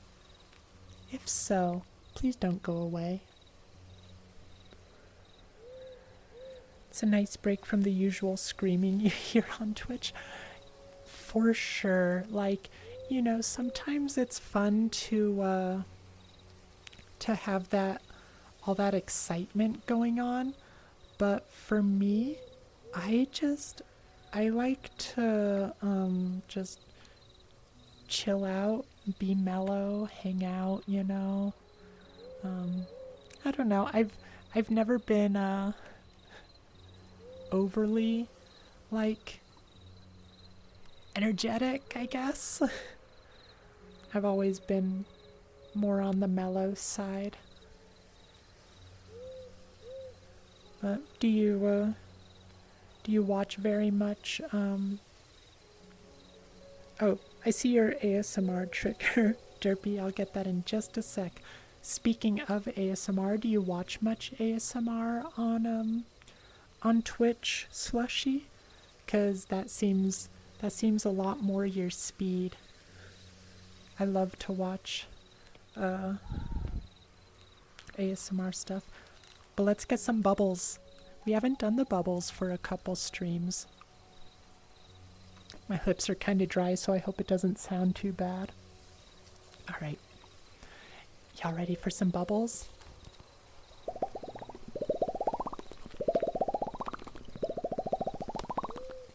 I love those bubble noises. They're so fun.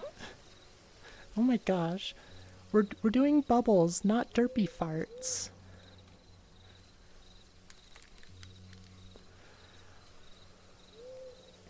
Oh, I was on your recommended, Slushy? That makes me so happy. I'm glad they recommended me to you. You seem very sweet. Hi, Toast. Gosh, we got a lot of people coming in now. Oh my gosh, does this mean my stories were boring and they just want to come in to hang out? I guess it means I'm charismatic though, so that's something.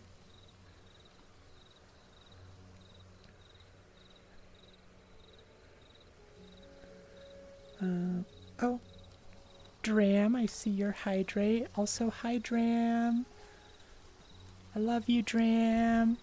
You're my favorite, Dram. Mwah. Oh my gosh, Ghost, you're hydrating too? Alright, I got 2 hydrates.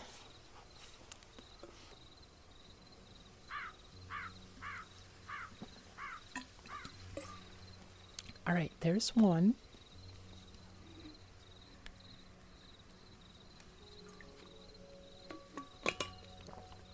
And 2.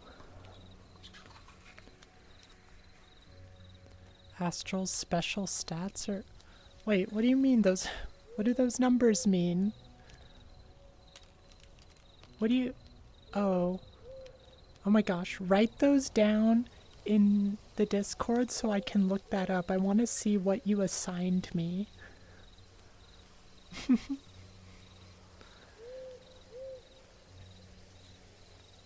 Did any other weird things spawn? I don't think so, Slow. If they did, I didn't notice them, but it's entirely possible that some other things spawned, but I just didn't see them since I was, I have like 2 screens in front of me plus the camera, and I was focused on reading, so I definitely might have missed something. I've been a little disappointed. There were definitely some noises though that were very interesting. There was like a shriek or something. I don't know how you describe it, but it it freaked me out while I was reading the story. So both times it showed up, it scared me. You only know of the ones that were there when... Yeah, those seemed to be the only ones that really made themselves known to me. Slushy, come April or May, you're gonna buy your first VR headset, gonna get a Quest 3. That's so cool. I'm so excited for you. I hope you have a lot of fun with it. VR, honestly, like, it sounds kind of maybe silly, but VR really has helped change my life a lot. Oh, I hope it's not... Is it getting too laggy for you guys? This world is a little intensive. Okay, I think we're still doing all right. But yeah, I would not have as many friends and the same social life that I wouldn't have the same social life that I currently have if it wasn't for VR. Okay, is it getting really stuttery for you guys, or is it just showing that on my screen? Hi, Zesty Grandma! Haven't seen you for a few days, I think. I remember your name, though, because I really love that name. Gosh, Sorry, I thought I heard something again. All grandmas should be zesty.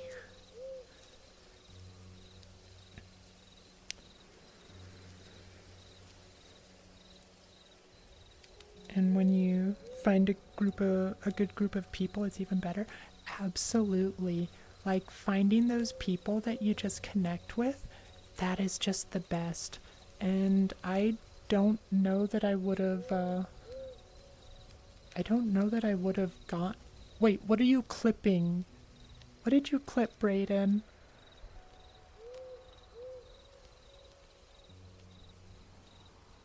All grandmas should be zesty.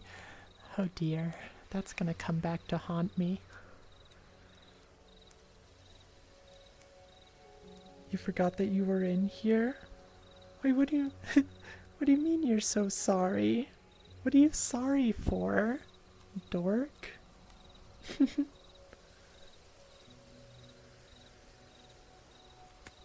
I don't think you have anything to be sorry for. I'm assuming mispronouns since grandma. Miss Zesty, Miss Grandma. Seems fine to you, Nate? Okay, I'm just a little paranoid because it's showing stutter on my Streamlabs, so I just wanted to make sure you guys were having an alright view. Slushy. Sold your Xbox not too long ago. It was all too much. Oh no, my screen ran away. It was all too much for you. All the online stuff was so toxic. I don't blame you.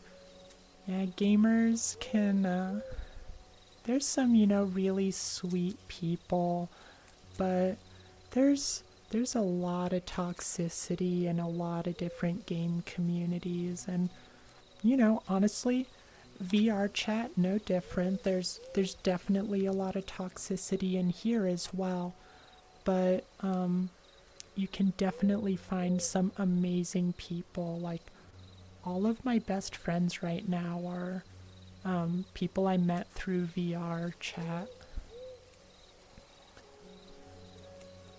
Zesty, you're the first one to be right. Lamau, the name isn't as girly, but more boy humor. So, oh, of course. I mean, it was a toss-up because I definitely could have seen a guy doing that just for the humor, but, I figured go with what the name presents. So, yeah. And you guys can always correct me if I get the wrong pronouns for you. Like, I would much rather you just tell me. I won't be embarrassed or offended or anything. I want to refer to you the way you identify. I think I think it just is kind of the default assumption for most people online. Like, I think people just assume that everyone's a guy. Like, there's I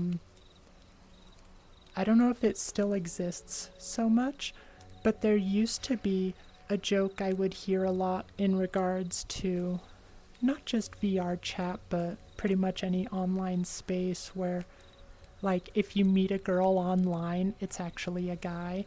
And, that was very upsetting for, like, before I transitioned, I was like, oh my gosh, I don't want people to think I'm just, like, lying to them and stuff. So I was kind of afraid to present them in online spaces. But, it can be kind of frustrating. Slushy VR is confusing to you, though, like how the movement and stuff works along with the avatar selection. Well, what sort of questions do you have, Slushy? As far as the movement, you have some different options. Like, for me, here, let me do a bigger view. So, like, for me, you can see, hi, hello, I'm moving my whole body. I have full body tracking, but you'll see people who have just like half body. They'll just have their hands and maybe a hip tracker. Or you'll see people who are just in desktop, so they have no VR movement. And it just depends on what sort of trackers you have. And for fingers, that also depends on what sort of equipment you have as well. I have an index headset, and those controllers come with tracking on them that, can detect all my digits. So yeah, you just kind of have to look at what your system affords you. I think, since I don't have a Quest, I'm not super familiar with Quest, but I think you'll have full body with the Quest, because it tracks differently or something, but, someone can correct me in chat if I'm wrong. You will have some limitations with your VR chat experience, though. And avatar selection, there are a ton to choose from in VR chat. There are worlds you can go to just to search for avatars. So it's just a matter of, finding the one that works for you. Slushy, apparently it tracks based on light. Yeah, so I think you don't need any trackers for any of your full body movement. You'll just have full body out of the box, as I understand. You hate turning on your light, you like it dark, world. Zesty, tell me about it. Lamau was in a lobby and got called a guy over and over again, like when I was with your boyfriend. Yeah, I mean, in space. Oh, it was Buddy. I thought it was another creature. In a lot of online spaces, at least the ones I frequent, there's a lot of people in the queer community too, so, having a guy with their boyfriend would not be at all unusual.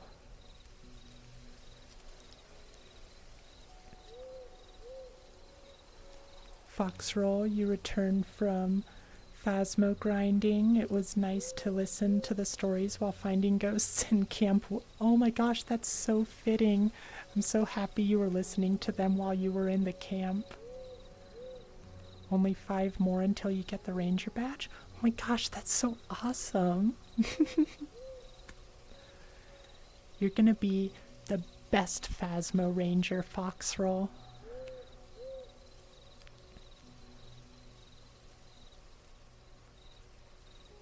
Oh, you still need to purchase for Quest 2 no full body, you still need to purchase the sensors. It doesn't come with the sensors? That kinda sucks. So, Nate, your light shows off like you have suns built into your ceiling. Got downlights. I really like, just some nice dim mood lights. Those are my favorite. They're not great for like reading or anything like that, but when you're just chilling, oh, I love some nice warm lighting.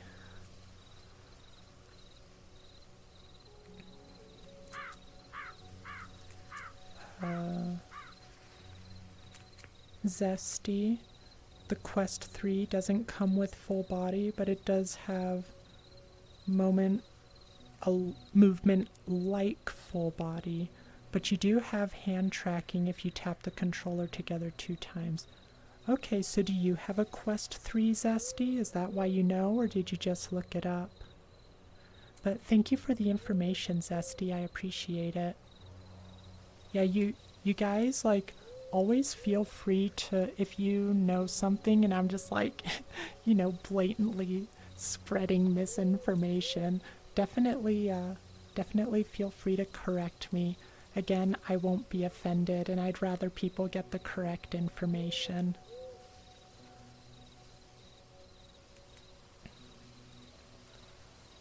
The Christmas tree that is currently for your home. Ooh, yeah, we have our Christmas tree up, but we haven't decorated it yet. I think, yeah, it has lights built into it if I recall correctly. But we still need to put the ornaments on. Yeah, Zesty, you do have it?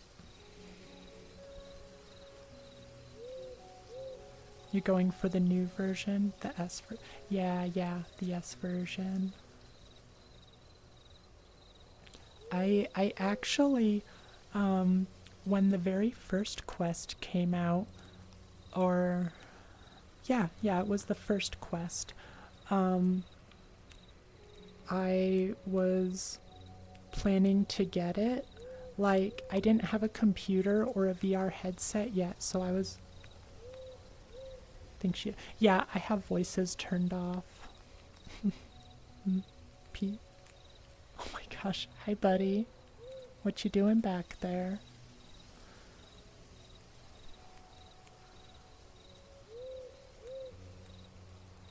Boop. Boop. Boop. What was I saying? Oh yeah. Just seeing your head pop up, buddy, that's so adorable. I was originally going to get a Quest because I was like, oh my gosh, that's just what I need. I don't have a computer. So, like, having a standalone headset, that would be perfect, and it's affordable. But back then, you were going to need to have a Facebook account for it, and I did not have one, and I did not want one.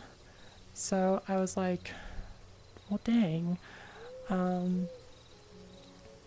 So I got so excited about it that after I canceled the pre-order, because I went straight and I heard about it and I was like, yes, pre-order. I should have done more homework first. Always do your homework before buying things. And so I got so excited about the possibility of having VR and being able to play VR chat that after I canceled the pre-order, I kept thinking about it, and I was finally just like, I've got some money saved, put away. This is something I really want. I'm just gonna go for it. So I spent, as my running gag goes, I spent thousands of dollars to play this free game. I bought a completely new computer that was VR ready. I bought the index. I bought trackers so I could have full body. I went all in, and thankfully I had the money, but you know, I was lucky I was in a position to do that, and I do not regret it at all.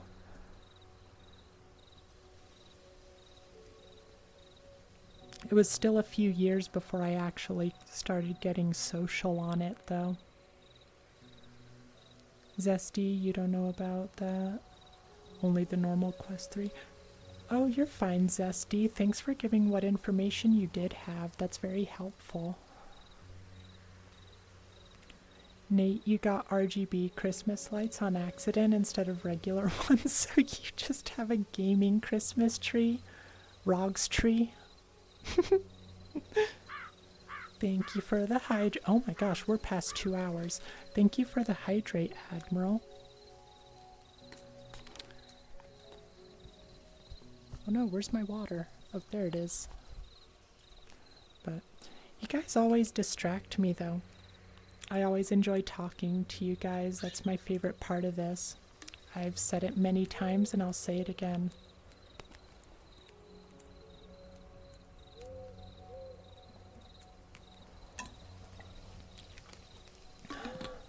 All right.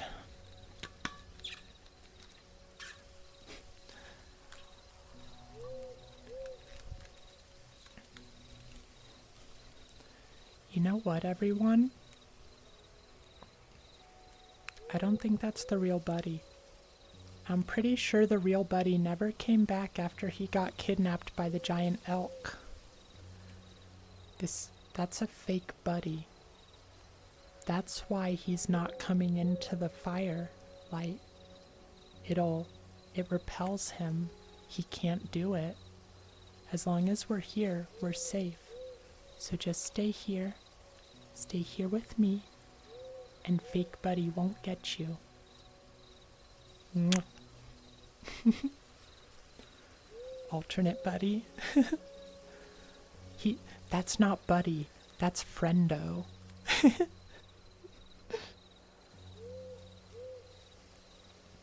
Oh, who is in the top spot right now? It's kind of hard to see it in VR. Wait, you do Avi edits? No, I do not do any Avi edits. I am I am a technical ignoramus. I'm not great with technology, which is ironic considering I'm a VTuber, but you know, I'm a VTuber in like the easiest, most inefficient way I could make it happen. I don't have like a proper VTuber model. I just play in VR chat most of the time. But yeah, I don't do any avatar edits. I'm not smart enough for that. I know some people who do, though.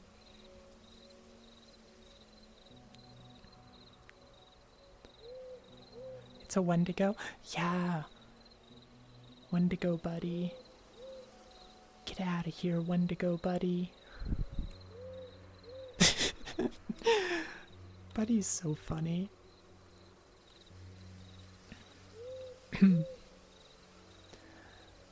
Nate, imagine one person in the Mandela catalog who just pairs alongside his alternate and they are just a tag team. Serial killer and his inhuman clone. Or doppelganger. I want to meet my doppelganger. Unless they're like...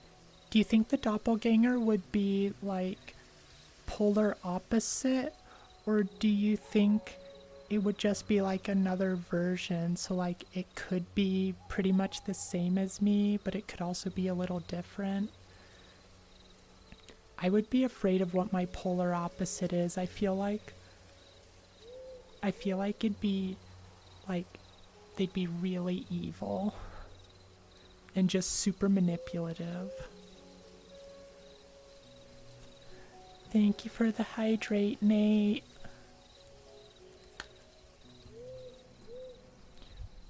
Are you guys trying to make me need to pee so I get off? Of VR. Off of VR.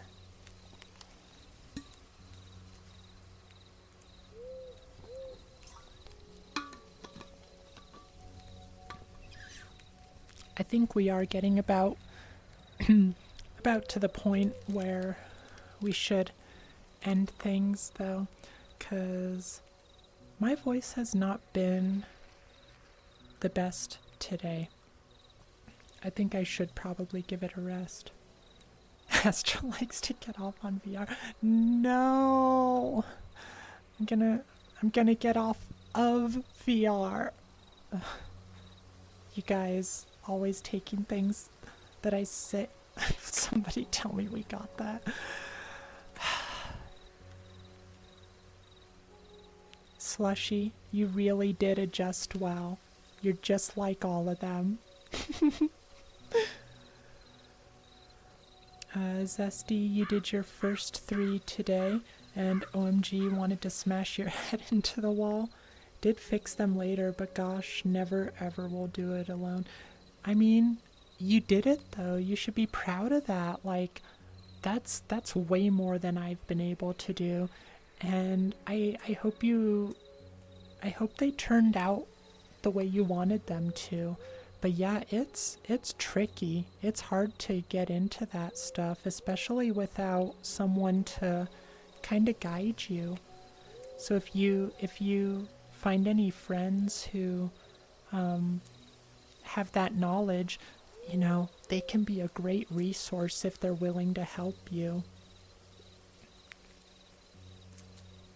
Nate, you'd say the idea of a doppelganger should be they mimic the person and try and fulfill... Oh, yeah, that does make sense, Nate, because they're trying to replace them. Interesting. I'm kind of curious how that would go over with my doppelganger. I guess, like, because I was kind of thinking, like, you know, if it's trying to be like me, it wouldn't want to, it wouldn't want to hurt anyone, but, you know, maybe it just doesn't have those actual emotions. It has no other purpose than to replace. It may not even be completely sapient. It's an interesting thought. Definitely one that I wouldn't mind discussing with people more. 2:17:20. Are you guys trying to make me pee so I get off? I followed it by saying a VR, off of VR. Why'd you have to leave that part out? Oh my gosh. Zesty, they did. They look amazing, but first fail was the skin oh my gosh. Inside out skin. You made me fumble my camera. Yeah, that's pretty gross. I'm glad you got that fixed, Zesty. And the second was the booba being popped. Oh no, you popped your booba. I'm glad you got them inflated again, all patched up. Astral, guess what? What's up, Slushy? Nate, there was a pause. We already knew. Oh my gosh, look at this. Look at Derby's so cute. Oh my gosh. Please send me those pictures. I mean, I could definitely take a picture myself, actually. Let's see. There we go. The cute little sparkle eyes. That's adorable. Gosh, I love that little burb. Your voice could make people fall asleep in a good way. Aww. Slushy, you are just worming your way into my heart. You're trying to flatter me so I give you some special treatment or something. I got news for you. I treat everyone special. But I'm glad you're enjoying it. I really do. Like, one of the reasons I started this channel and started streaming was because I wanted to give people a place where they could just be comfortable being themselves and relax and be around a community that they could feel is safe. And so, you saying that, like, oh my gosh, Toast. Hi, Toast. You saying that people could fall asleep to my voice, that really means a lot, so thank you. Zesty, but you used so much money today on them. Oh yeah, that'll happen. Assets and stuff, they get expensive real quick. Like talking a new top and some cute jeans. As long as you get a lot of use out of it and you feel like the price is worth the usage, that's all that matters. And as long as you're financially able to afford it, we don't want you driving yourself into debt or anything. But yeah, a friend and me are working on getting a world set up to be like a community hub for, my friends and my stream community and anyone else who wants to use it, really. They're the world builder. I'm just the pretty face. But yeah, I'm gonna have to shop around for some assets, probably mostly textures, and boy, I am not looking forward to that. Like, I'll end up using some stream funds for it because I'm definitely going to use it for stream. But yeah, there'll probably be a lot coming out of my own pocket for it, which, I'm happy to do because it's something I really want to see happen. $17 for tattoos? Yeah, that's like, it's not that much for a real tattoo, but, those prices add up. Oh, you got 5 of them. Yeah, that's a lot of money.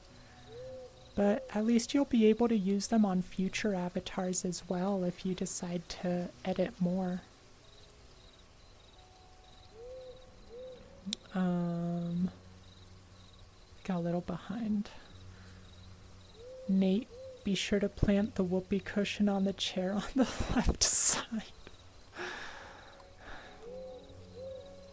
Jeez. Just you wait. You'll hear the whoopee cushion and then the great reveal. There was no whoopee cushion. Of course I would never. I'm a delicate lady. The left side bigger. Seems like your plan is working too well, Nate. Oh no. Slushy, you gotta butter me up first. Don't worry, it does not take much to butter me up. I am very, very flatterable.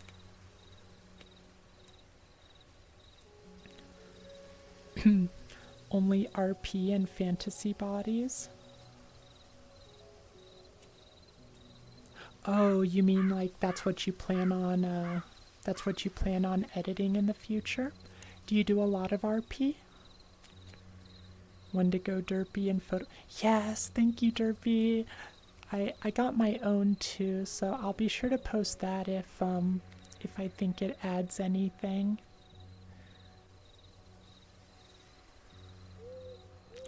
I think.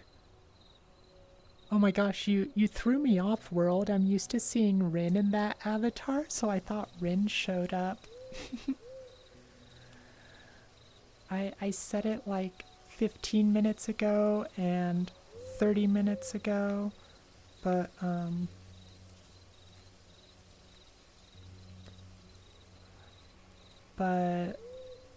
what was I saying? I forgot. This happens to me way too much. Slushy, you were looking into it, making avatars definitely gets expensive if you're buying assets. If you make everything yourself, then you know it's not that expensive.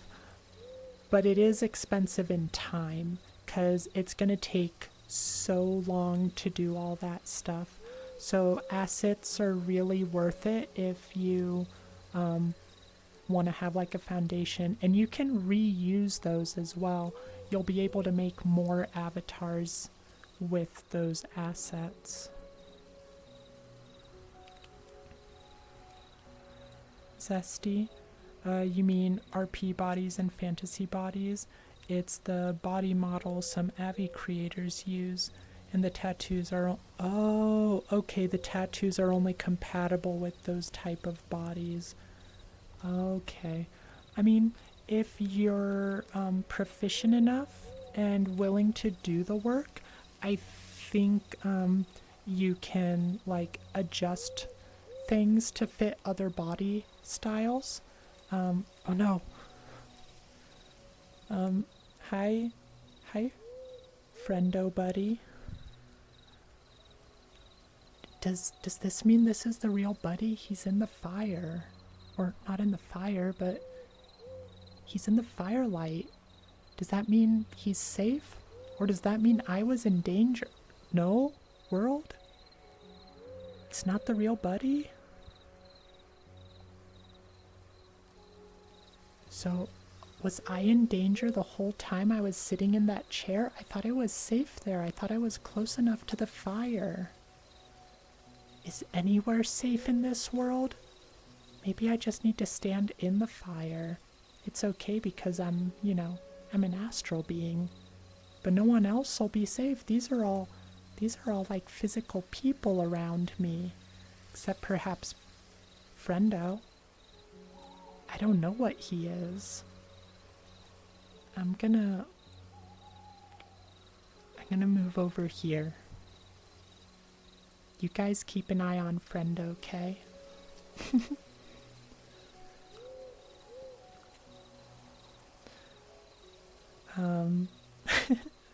Got behind. Oh, hi Donzi. It's good to see you. Okay, let's get a hydrate. I'm really gonna have to end soon because I think this is gonna... Yeah, my water bottle is... Hear that? My water bottle is almost empty. This is gonna be the one that gets rid of the hydrate. Oh. Aw, Zesty. Thank you for following. I'll give you a hug in just a sec.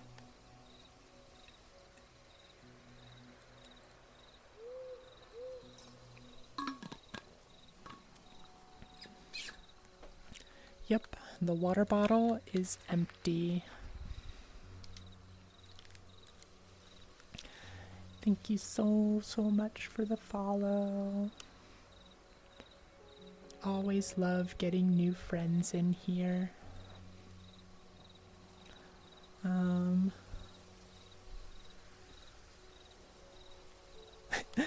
kitty. Oh, I guess I can turn voices on actually. 'Cause I only had voices turned off. That was a great way to What? start. I was being inappropriate and I didn't want to cause a Oh. problem. But yeah, I only had it turned off because I didn't want the stories interrupted. Not that that helped, because I got so distracted by every.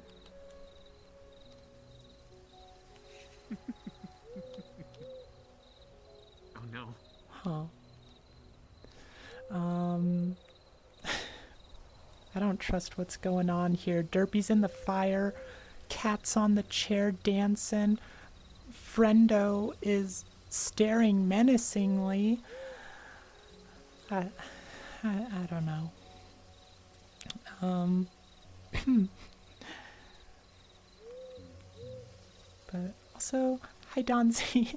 I don't remember if I said a proper hello, but it's good to see you. Thank you for the hydrate. Um, Slushy, you'd have to buy one if you want a custom one. Don't have space for a PC. Yeah, that's understandable. Hopefully, hopefully you can get one eventually if you want one, but you might be able to find one that you really resonate with just by searching. Like this avatar, this is available publicly, and I just happened to find it, and I really like it became my online identity.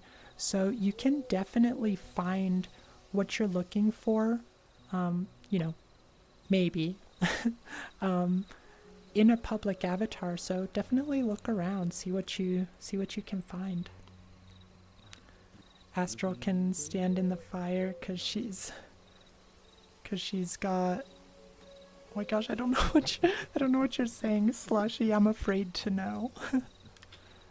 Oh, because she's already hot. Okay, that makes sense. Thank you. um, Nate, common or uncommon? He's real. Anything else, he's fake. I like that you're nice and cuddly. Zesty, you're sweet and cute, so I'll support a girly. Aw, thank you. I certainly try to be sweet to everyone. Like, I struggled with social anxiety for so long, and to be fair, a lot of that was tied up in my dysphoria. Like once I transitioned, that helped me get past the social anxiety a little bit. But yeah, it's really hard to overcome that. So I always try to make people comfortable and, you know, socialize with people who might have a little bit of trouble otherwise socializing. I try to bring people into conversations and, let them go at their own pace for how much socializing they want to do. Hey, Toast.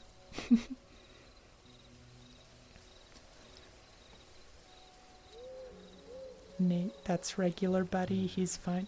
Okay, as long as you. Are you sure that's regular, buddy? Look at, he's over there now. Regular buddy doesn't usually do this. I'm not convinced. Donzi, roast crow derpy. Um, Donzi, unfortunately the sick bug has got you, so you're in and out of consciousness, but thought you should drop in on your phone. Oh, well, I appreciate seeing you. I always enjoy seeing you, even just for a little pop in to say hi.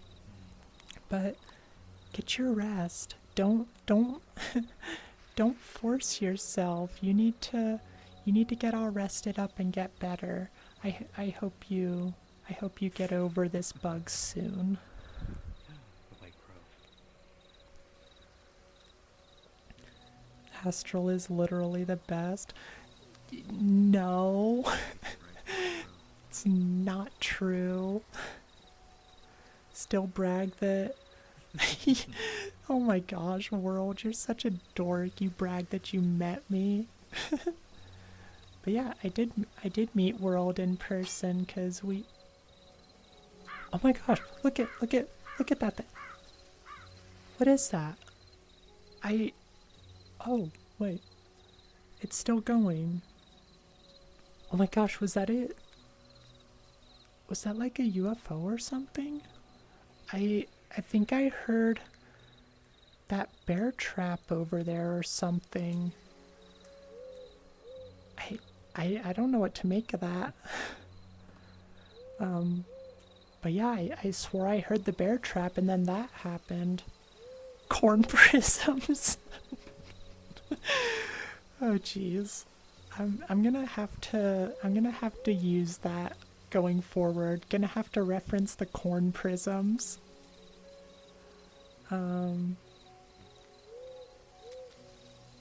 Zesty Trashtion. Confused. I'm confused too, Zesty. Did I say Trashtion? I don't know what that is.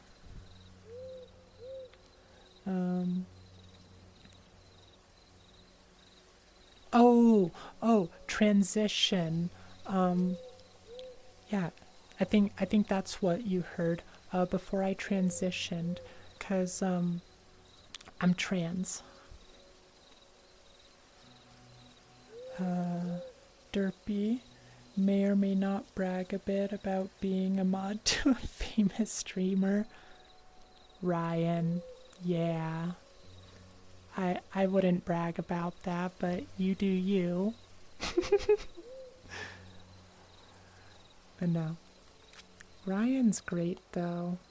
Obviously, I'm fond of Ryan. I love Benjamin Riley, Uh, and you have to hear Beartooth and wait, does you're the jealous. listening a lot. I was like, Gosh, World, you're jelly of Derpy for. Oh, it's a hermit crab. I was so confused when I turned around and saw a skull up there. Oh my gosh, Zesty, you do not have to be sorry for asking.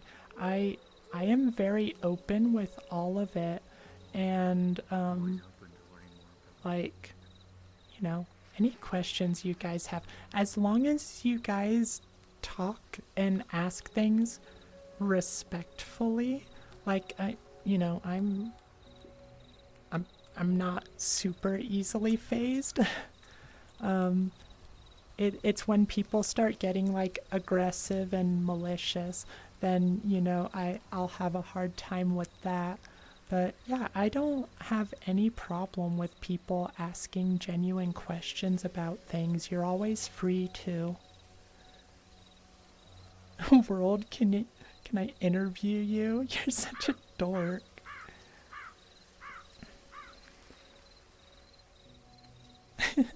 Buddy was just taking a pee break behind the truck. Okay, if you say so, but I don't know how I feel about him making eye contact with me while he does that. That's weird.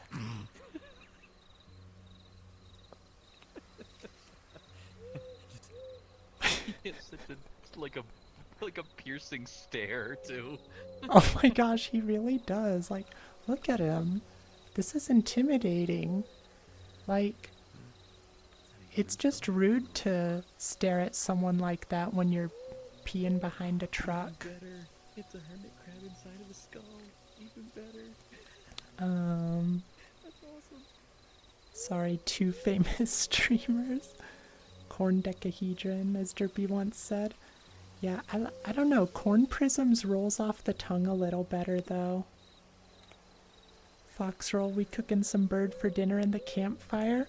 I mean, we seem to be. He seems pretty comfortable there. So I don't know how well he's cooking. I think it's gonna take a while. You're the one who put there. You put yourself there, Derpy. You can't act all surprised Pikachu face. Waiting for the catnip to make it baked. Well, get out of there. Yeah, what Nate said. Always fine to ask for information if you need context. Wait, Slushy, I'm a potato? Should I be offended? I do like potatoes though.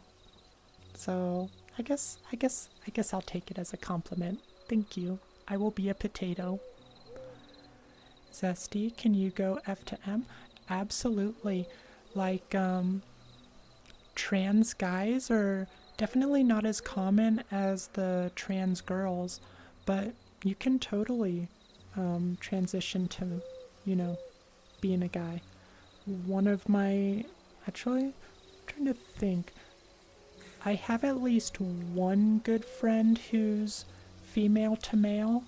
Um, I might have more, but yeah, that's totally something that's valid and okay.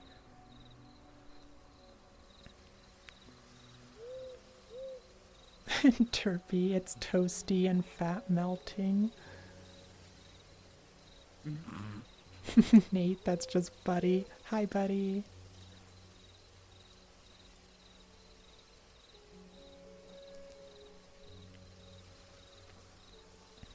Zesty, you're not into all that?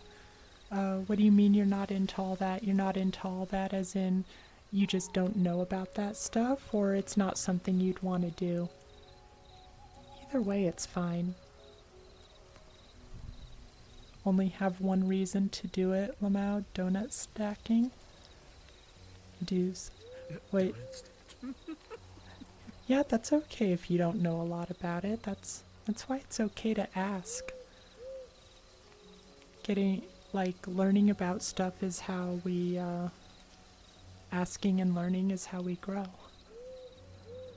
What do you mean donuts? Oh my god, oh my gosh, I just, okay. Now I understand the donut stacking. Such a dork.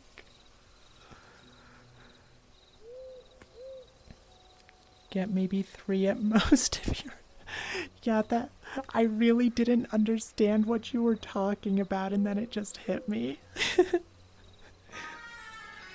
Oh my gosh, you did. The eyes changing color really makes it.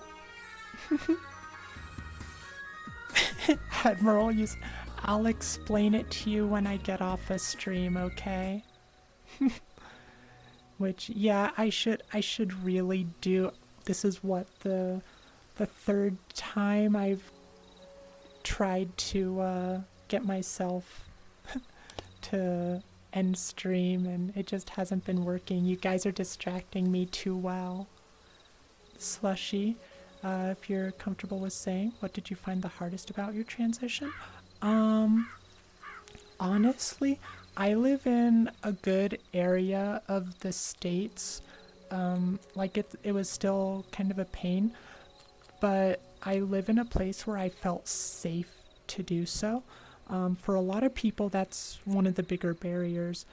But the hardest part for me was just overcoming my own self-sabotage. Like, I went for, well, definitely a decade where I was just like not even, I was just convinced it was never going to happen, and I was just going through the motions of life. I was pretty deep into a depression. And so the hardest thing for transitioning was just me deciding to do it. Like, once I actually started taking the steps, it was kind of tedious, but it wasn't super difficult. Obviously, everyone is gonna have their different circumstances, though. Like, if you have a big social life, or if you have. Hi, buddy. Oh my gosh. See this? What is this? If you have unsupportive family members, that's going to make things a lot more difficult.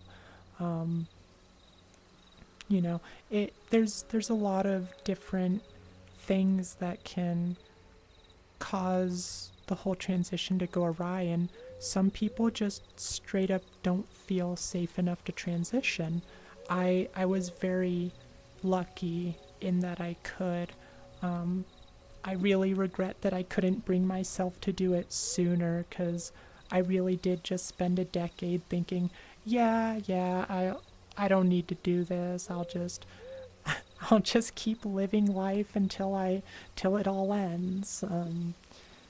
And then it got too much, so I'm like, I gotta do something.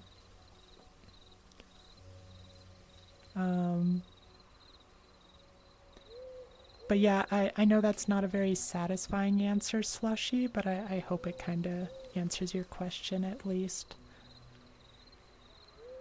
And you'll definitely hear me talk more about, like, my transition and everything, because, like, during some of our just chatting and ASMR streams, it is something that I end up coming back to every now and then.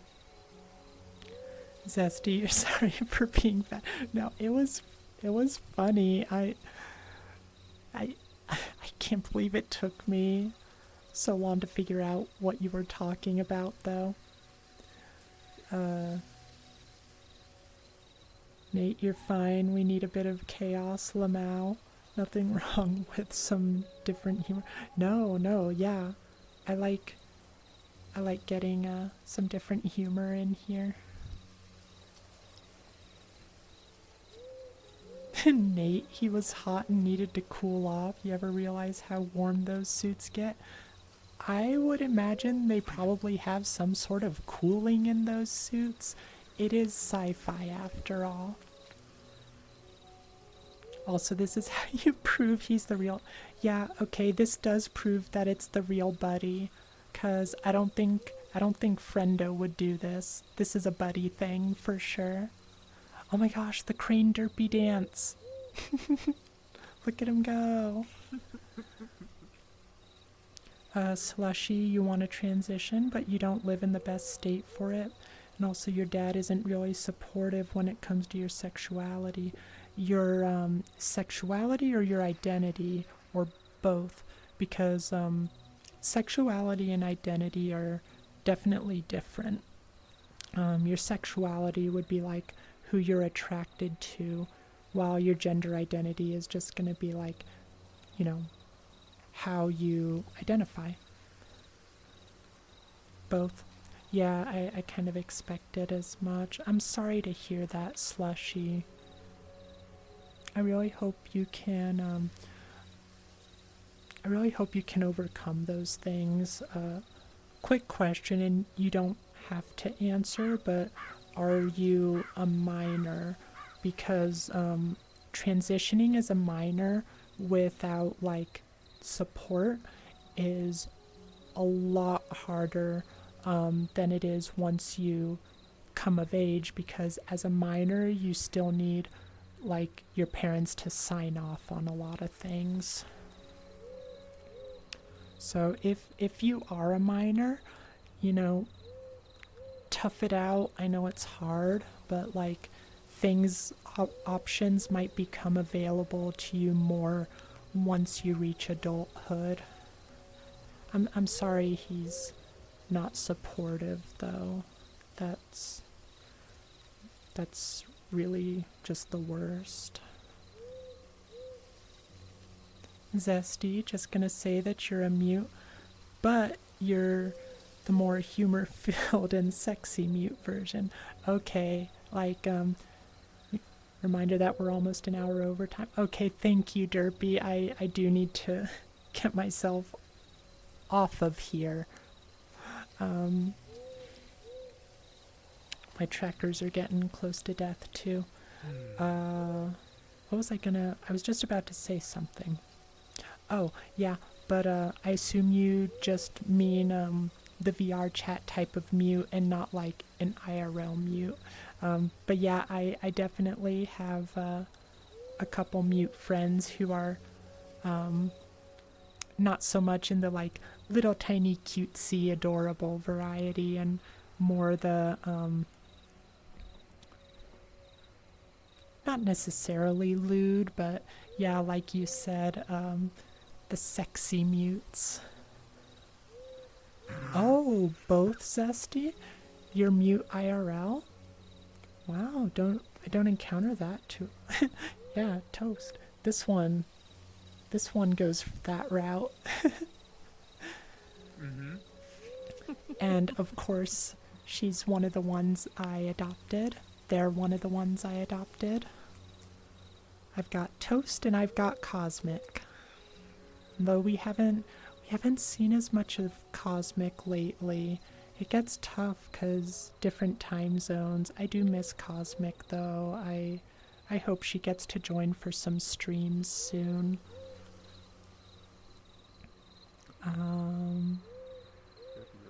Admiral, they have said in canon that it's not the best environmental control.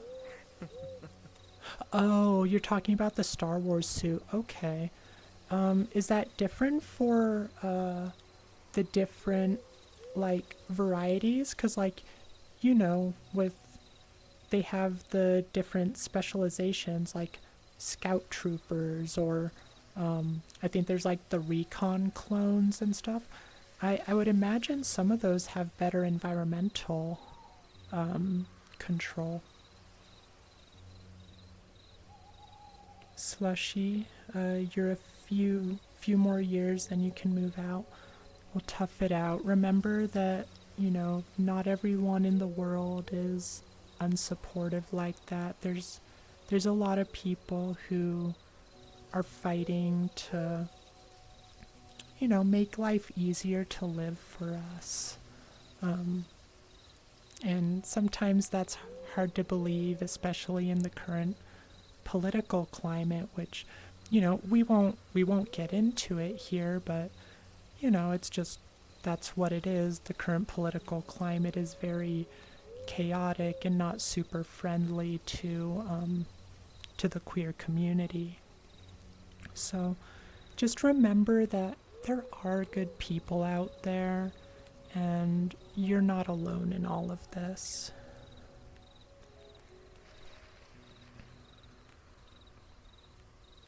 Bamboozleman, why am I having to tell you to eat? Okay, I'm working on it. I'm gonna go eat dinner. I need to wrap up. They keep talking to me. There's just every time there's more chat messages, and of course I need to respond to them because, you know, I'm a delight.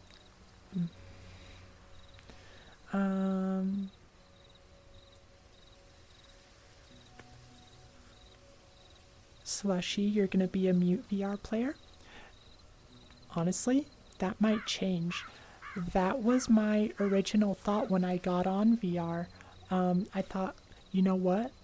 Going on VR as a mute, I don't have to worry about my voice, like, because, you know, voice dysphoria. And I can just maybe get over some of my social anxiety. I got my headset, I got in VR chat, I went into some social worlds. The anxiety still like totally threw me off. I was not a good mute. I went like, instead of like actually communicating, I was like flailing my arms around and it didn't mean anything. But it's what my social anxiety ended up manifesting as a mute. So when I finally did end up being social for real, I just did it as a talker. But, you know, not to say that you won't have better results, but you never know what's gonna change. Zesty, you had water in your throat at birth and it did some things. Don't want to get it. Yeah, no worries. Like if we ever meet in VR chat, I'd love to hear about it though. But yeah, I totally get you not wanting to go into it. I'm sorry that happened, but I guess it's kind of the life you know.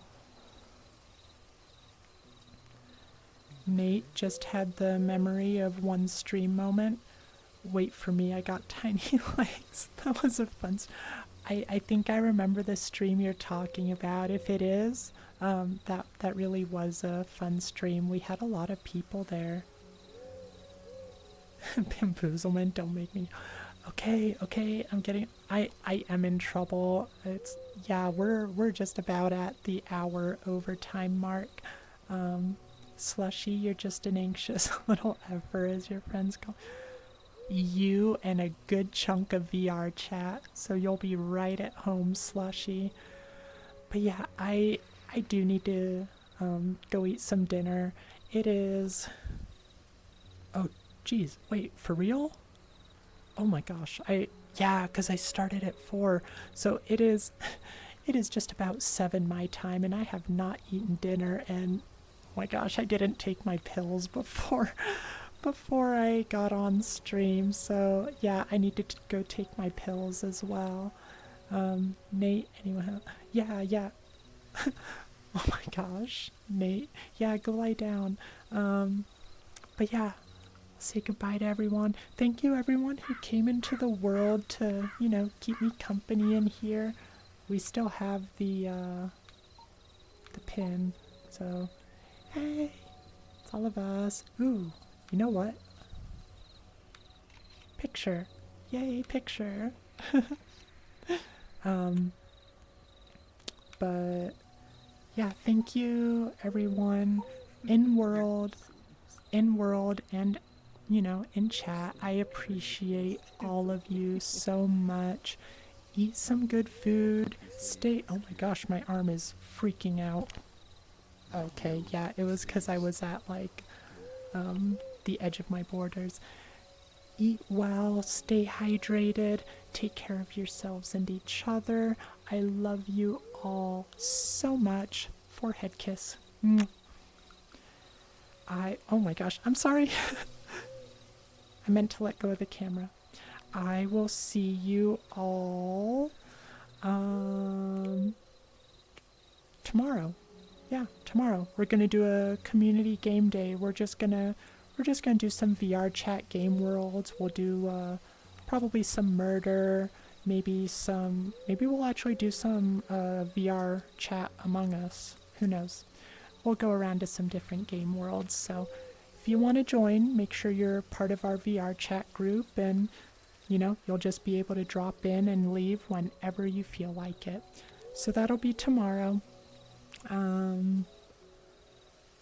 Yeah, that's it. Bye everyone. Love ya. Bye.